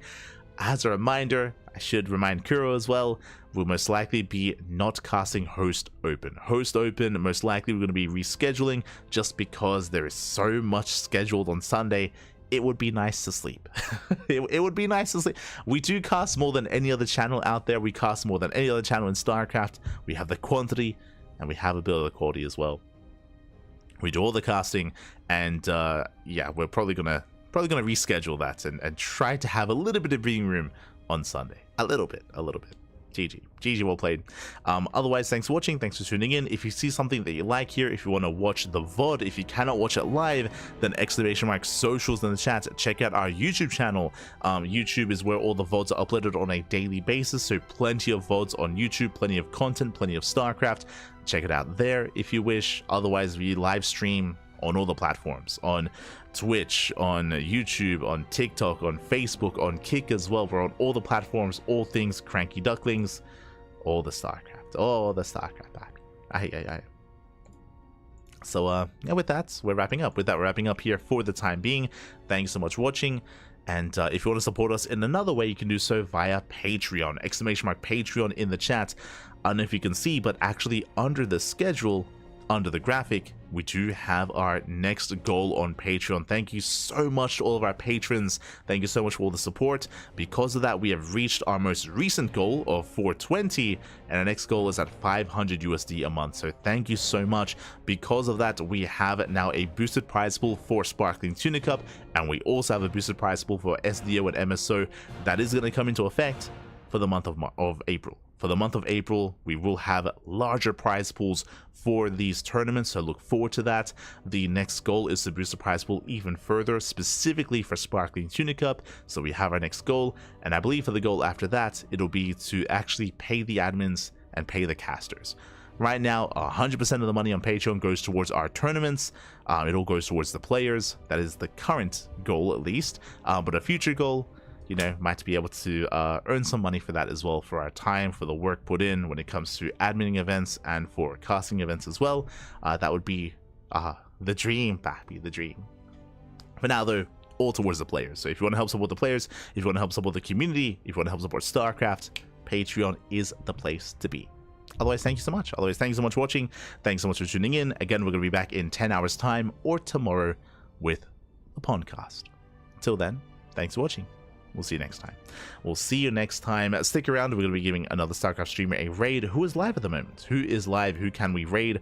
I see that Lambo is streaming. Who else is streaming?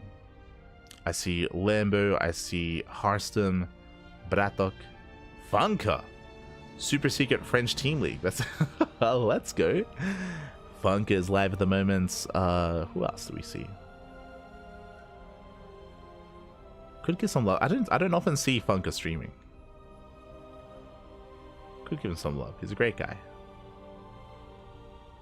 We'll find someone. We'll find someone. Regardless, thanks for watching. Thanks for the support, and we'll see you tomorrow. See you next time. Until then, hasta luego. Thank you so much. Have a great day. Have a great week, and we'll see you for the extreme.